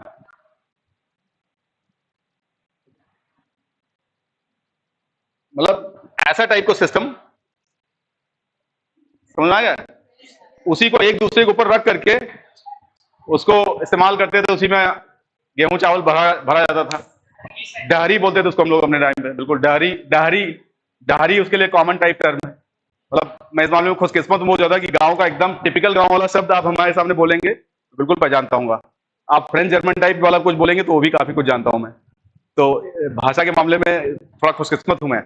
खैर, ये डहरी जो है यही एक तरह का रिंग बेल्स है। ये आमतौर पे कई बार दोनों काम के लिए इस्तेमाल होते थे, शायद कुछ ग्रेनी टाइप वाला भी इस्तेमाल होते रहेंगे, और बाकी सोक पिट, जैसे आजकल जैसे हम लोग ये नहीं बनाते हैं जो चैम्बर वाला, जो उस तरह का उस पर्पज के लिए भी इस्तेमाल होता था शायद। दोनों मल्टीपल पर्पज रहे होंगे इसके। और कोई प्रश्न इसमें जो डिस्कशन किया हमने, इसमें किसी तरह का और डाउट, क्वेश्चन? आगे बढ़े हम लोग।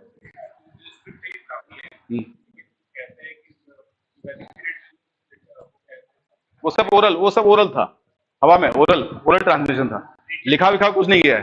हमारे पास ऋग्वेद आज जो अवेलेबल है वो 11वीं शताब्दी ईस्वी का है। मतलब मैंने बहुत बाद में, लिखने वाला काम बहुत बाद में, उसमें आएंगे हम लोग। बस याद करते थे जैसे पहाड़ गांव में पढ़ाया जाता है, 15 के 15, 15 दूनी 30, वैसे पहाड़। हाँ बिल्कुल पॉसिबल है। स्क्रिप्ट लैंग्वेजेस की काफी बाद में डेवलप होती हैं, पहले लैंग्वेज ओरल फॉर्म में ही डेवलप होती है। बात समझ रहे हैं? क्योंकि कोई खास तरह के वर्ड्स क्या मीनिंग कन्वे कर रहे हैं तो ओरल ही होगा। उसको लिखने वाला काम तो उसके लिए सिंपल से हाँ, तो उसके अभी अभी अभी हम आते हैं वहां पर, मतलब अगले अगले यूनिट तक वेट करो, पूरी क्लास खत्म होने के बाद हर हालत में जितने डाउट्स होंगे सब क्लियर हो जाएंगे। इसमें किसी तरह का डाउट? चलें आगे बढ़े, पक्का?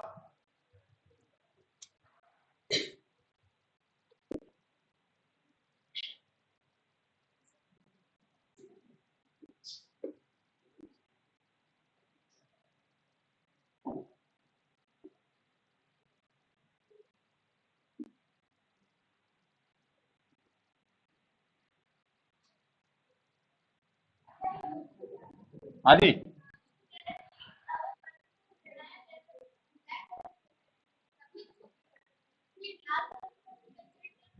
एक्चुअली केवल ब्लैक अंदर से, जहां ऑक्सीजन प्रॉपर नहीं मिल पाएगी वहां ब्लैक होंगे।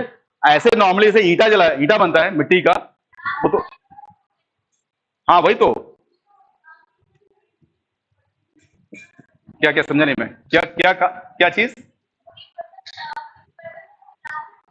उसके बाद उसपे ये अलग अलग तरह से, उसपे ये जो बाकी तरह के बर्तन हैं उसपे बहुत तरह का और, उसे पुताई करने वाला काम, उसको चमकाने वाला काम, ये सब करते रहे होंगे, या उसको बर्तन किस चीज से बना रहे हैं उस पर डिपेंड करता है।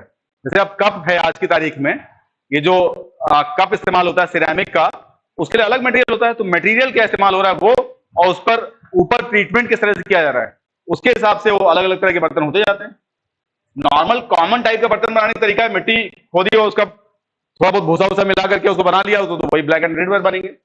बाकी अलग अलग तरह के बर्तन बनाने के लिए मटेरियल और उसके ऊपर ट्रीटमेंट वो अलग अलग किया जाएगा, तब अलग अलग तरह के बर्तन होंगे।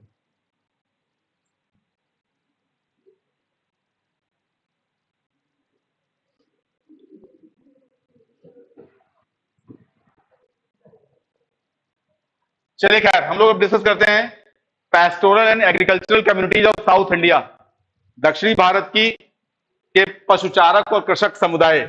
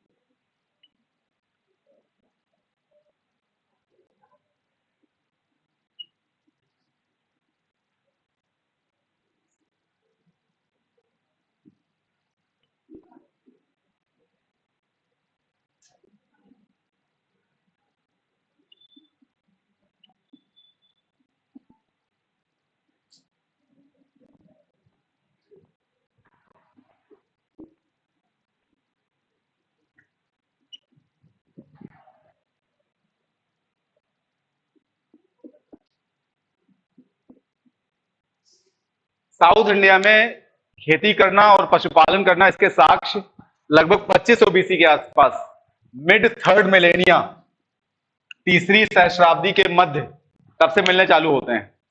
आमतौर पर जैसे हमने पहले बात की थी नवपाषाण काल के बारे में, नियोलिथिक पीरियड के बारे में, कि मेहरगढ़ में लगभग 7000 बीसी के आसपास खेती के और पशुपालन के साक्ष्य मिलने लगते हैं। मेहरगढ़ से लगभग 4-4.5 हजार साल बाद साउथ इंडिया में खेती और पशुपालन के साक्ष्य मिलते हैं। इस अलग अलग स्टेज में, मतलब कहीं कहीं कुछ अलग अलग तरह की चीजें, जैसे यहां पर एक पहली फेज कुछ हैंडमेड पॉटरी मिलने लगती है, हस्त निर्मित मृदभांड।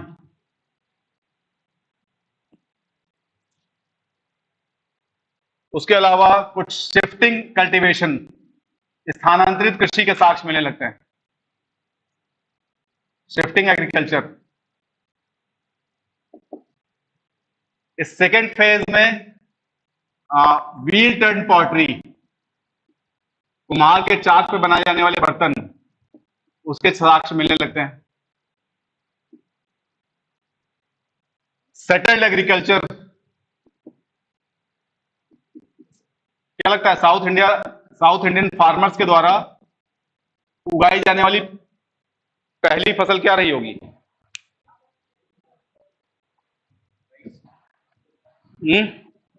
First crop which was grown by the south Indian farmers.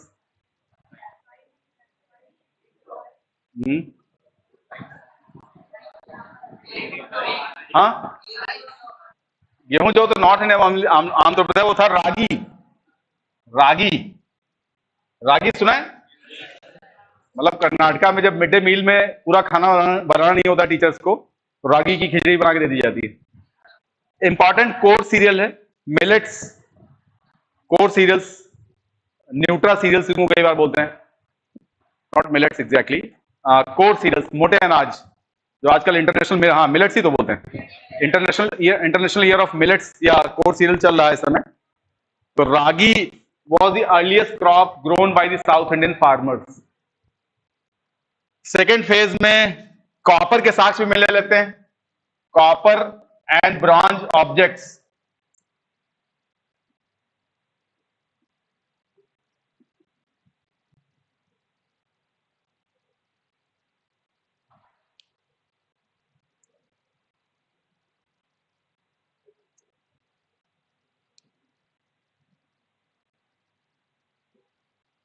यहां पे भी मतलब काफी कुछ कॉपर ब्रॉन्ज ऑब्जेक्ट्स और संख्या बढ़ गई उनकी।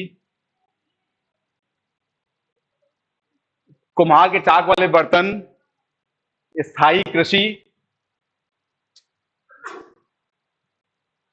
तांबे और कांसे ना, ब्रॉन्ज मतलब कांसा, कांसा के बर्तन, तांबे और कांसे के बर्तन, कॉपर एंड ब्रॉन्ज बर्तन ये वस्तुएं मतलब। इसी तरह से कॉपर और ब्रॉन्ज ऑब्जेक्ट्स, तांबे और कांसे की वस्तुएं, उनकी संख्या बढ़ गई। यहां पर लगभग वही फीचर्स रहे। आपको जो पता होना है, इन सब का खास मतलब नहीं है, एक चीज पता होनी है, इस पूरे नियोलिथिक पीरियड में, नियोलिथिक चैल्कोलिथिक पीरियड में, इसको हम बोलेंगे नियोलिथिक चैल्कोलिथिक पीरियड, ये पूरा पूरा नवपाषाण काल, और चूंकि कॉपर भी यहां आने लगा, ये तो प्योरी तरह से नियोलिथिक है। पहला phase it is purely Neolithic. ये सेकेंड फेज और थर्ड फेज, इसको हम नियोलिथिक और चैल्कोलिथिक, ताम्रपाषाण काल, नवपाषाण काल और ताम्रपाषाण काल। आपको जो पता होना है, कई बार इन सभी के लिए जो नियोलिथिक और नियोलिथिक चैल्कोलिथिक पीरियड है, इसके लिए एक टर्म इस्तेमाल होता है एश माउंट कल्चर, राख के ढेर संस्कृति। एक आध बार किसी इम्तिहान में पूछा जा चुका है। ज्यादातर जो पेस्टोरल एग्रीकल्चरल कम्युनिटीज थी साउथ इंडिया की, वो एक तरह से जानवरों के गोबर को एक जगह इकट्ठा करती थी और उसको एक सर्टेन पीरियड ऑफ टाइम के बाद जला करके, शायद उसका मैन्योर का इस्तेमाल उनको नहीं पता रहा होगा, या हो सकता है जलाना रिचुअल, कोई रिचुअल सिग्निफिकेंस वाला रहा हो, जो भी कारण रहा हो, मगर बहुत जगह पर खुदाई करने पर बड़े बड़े राख के ढेर मिले हैं। तो कई बार दक्षिण भारत की नवपाषाणकालीन और ताम्रपाषाणकालीन सांस्कृतिक स्थलों को राख के ढेर संस्कृति, एश माउंट कल्चर्स, उसके साथ एसोसिएट करते हैं। तो बाकी सब खास नहीं है, एश माउंट कल्चर आपको पता होना चाहिए, राख के ढेर संस्कृति। ठीक है, समझ रहा है? Iron north India, south India में भी 1100 बीसी के आसपास आ गया। जैसे उत्तर भारत में झारखंड के आसपास वाली माइंस एक्सप्लॉइट कर ली गई होंगी, साउथ में कर्नाटका वाली जो आयरन ओर माइंस हैं, कर्नाटका तमिलनाडु वाली, उस इलाके वाली, उनको एक्सप्लॉइट किया गया होगा। यहां जो आयरन एज है साउथ इंडिया का, उसके साथ एक खास तरह की संस्कृति जुड़ी हुई है, उसको बोलते हैं megalithic cultures, megalithic burial complex, महापाषाणिक शवाधान संकुल या पद्धतियां, महापाषाणिक शवाधान पद्धतियां। साउथ में जो आयरन एज है, उसके साथ मेगालिथिक कल्चर से एसोसिएटेड है। मेगालिथिक का मतलब जहां इंसान अपने डेड रिलेटिव्स को दफनाता था, उसके ऊपर अलग अलग शेप्स में उसके आसपास बड़े बड़े पत्थर रख देता था चारों तरफ, कई बार ऊपर। ये अलग अलग शेप्स में बड़े बड़े पत्थर रखे जाते थे, जो उसी को बोलते हैं मेगा। मेगा मतलब लार्ज, बिग। लिथिक मतलब स्टोन। बड़े बड़े स्टोन्स को, डेड बॉडीज को ढकने या उसके आसपास एक अलग तरह का कुछ स्ट्रक्चर बनाने को मेगालिथिक बरियल बोलते हैं। ये अलग अलग शेप्स में थे। कहीं पे यहाँ बॉडी है, यहाँ एक बड़ा सा पत्थर ऐसा रखा है, एक ऐसा। अलग अलग सबके नाम है। टोपी काल इसको बोल दिया गया, सार्कोफेगस इस तरह करके, मेनहिर मेनहिर सार्कोफेगस, टोपी काल। तो बड़े बड़े स्टोन्स को, बॉडीज को जहां दफनाया जा रहा है उसके ऊपर रख देने को, इसको बोलते हैं मेगालिथिक बरियल सिस्टम या मेगालिथिक बरियल कॉम्प्लेक्स।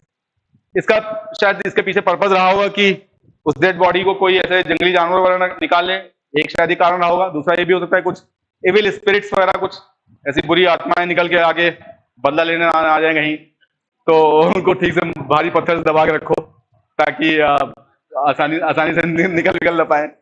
जो भी कारण रहा हो, बहरहाल इस कारण से बड़े बड़े पत्थरों से इसको, बॉडी को, डेड बॉडी को दफनाने के बाद ढक दिया जाता था। इसको बोलते हैं मेगालिथिक बरियल। तो साउथ इंडिया के दो टर्म्स आपको ध्यान रखना है। कॉपर और ब्रॉन्ज वाला जो एरिया है उसके ऐश माउंट कल्चर्स। आयरन एज, जहां जहां इस तरह की समाधान पाए गए हैं वहां बहुत बड़ी मात्रा में आयरन ऑब्जेक्ट्स मिले हैं, लोहे की वस्तुएं मिली हैं। और ये लगभग 1000 BC से लेकर के अर्ली क्रिश्चियन एरा तक, काफी लेट तक। इनफैक्ट संगम पीरियड वगैरह में जब चोल चेर पांड्य के बारे में पढ़ते हैं तो वहां एक हीरो स्टोन वाला कॉन्सेप्ट है। हीरो स्टोन, कोई भी व्यक्ति जब युद्ध क्षेत्र में मारा जाता था उसके नाम पर एक स्टोन स्टैब्लिश कराया जाता था। तो शायद इसी का एक्सटेंशन रहा होगा कि वो हीरो स्टोन स्टैब्लिश किए जाते हैं। इजिप्ट के जो ये क्या नाम, उनको पिरामिड्स हैं, वो भी एक तरह के दफनाने वाले ही स्थल हैं। तो इस तरह का ही कुछ सिस्टम था। इसको मेगालिथिक बरियल कॉम्प्लेक्स बोलते हैं, महापाषाणिक समाधान। तो ये दो टर्म्स आपको पता होना चाहिए, नियोलिथिक चैल्कोलिथिक के साथ ऐश माउंट कल्चर्स, और मेगालिथिक के आयरन एज के साथ मेगालिथिक बरियल्स। ठीक है, कोई इसमें कुछ कंफ्यूजन, कुछ ऐसा डाउट?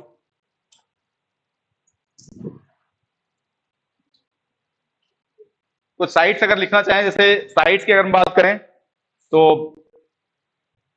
यहां पर ये जो सेकंड फेज है, झोपड़ियां वगैरह बनने लग गई थी, गोल झोपड़ियां, राउंड हटमेंट्स, गोल झोपड़ियां बनने लग गई थी। और इसके साक्ष्य मास्की, पिकली हाल, ज्यादातर साइट्स कर्नाटका, तमिलनाडु वगैरह इलाके में, मास्की, पिकली हाल, ब्रह्मगिरी,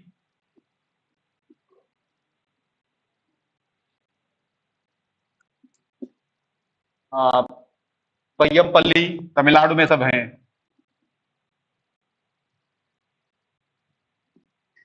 पय्यमपल्ली कर्नाटका में एक साइड है, तकलाकोट्टा।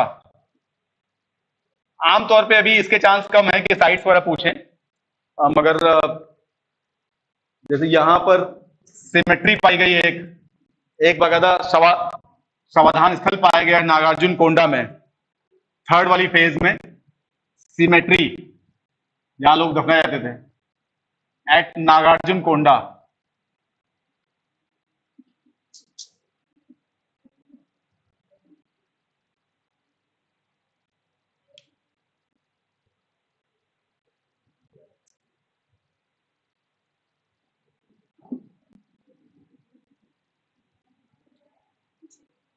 ये जो अलग अलग तरह के टर्म्स बताए मैंने, ये टर्म्स हमारे ख्याल से किसी किताब में, एनसीईआरटी की बुक में किसी में है शायद। सार्कोफेगस, टोपी काल, जो अलग अलग शेप्स में जैसे जैसे उनको पत्थरों को प्लेस किया जाता था, उसके आधार पे अलग अलग टर्म्स हैं। सेकंड फेज के कई बार ये ज्यादातर स्थल ऐसे हैं जो तीनों फेज है वहां पर, मतलब मल्टीकल्चर साइट्स हैं। ये बस थोड़ा थोड़ा अंतर है इसमें, यहाँ हैंडमेड पॉटरी, यहाँ व्हील टर्न पॉटरी है, यहाँ कॉपर कॉपर ऑब्जेक्ट्स, कॉपर और ब्रॉन्ज ऑब्जेक्ट्स थोड़े थोड़े कम पाए गए हैं, कम मात्रा में, यहाँ जो ज्यादा बड़ी बड़ी संख्या में पाए गए हैं। तो बहुत थोड़े थोड़े अंतर हैं। ये अधिकांश मल्टीकल्चर साइट्स हैं, एक ही जगह पर तीनों अलग अलग स्थल दिख रहे हैं। डिस्टिंक्शंस इसमें बड़े थोड़े हैं। यहां से है बड़ा अंतर, ये मेगालिथिक बरियल्स अधिकांश साउथ इंडिया में पाए गए हैं, मगर कुछ नॉर्थ इंडिया में भी मेगालिथिक एविडेंसेस हैं। महापाषाण, महापाषाणिक समाधान नॉर्थ इंडिया में भी है। ठीक है, तो ये हो गया। ये दोनों जो हमने अभी डिस्कस किए, ये non Harappan non urban cultures of ancient India वो है। एक तरह से हड़प्पा के पीरियड में पश्चिमोत्तर हिस्से में तो एक हड़प्पाई संस्कृति, हड़प्पा सभ्यता चल रही थी।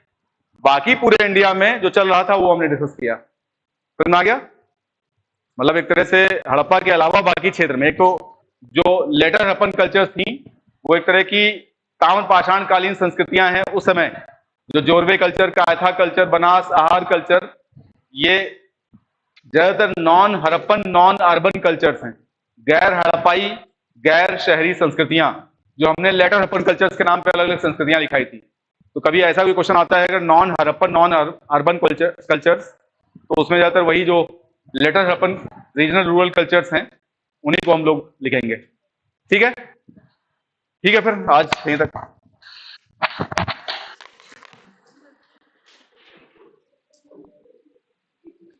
वो भी चल रहा है, अभी जो पूजा वो भी चल रहा है।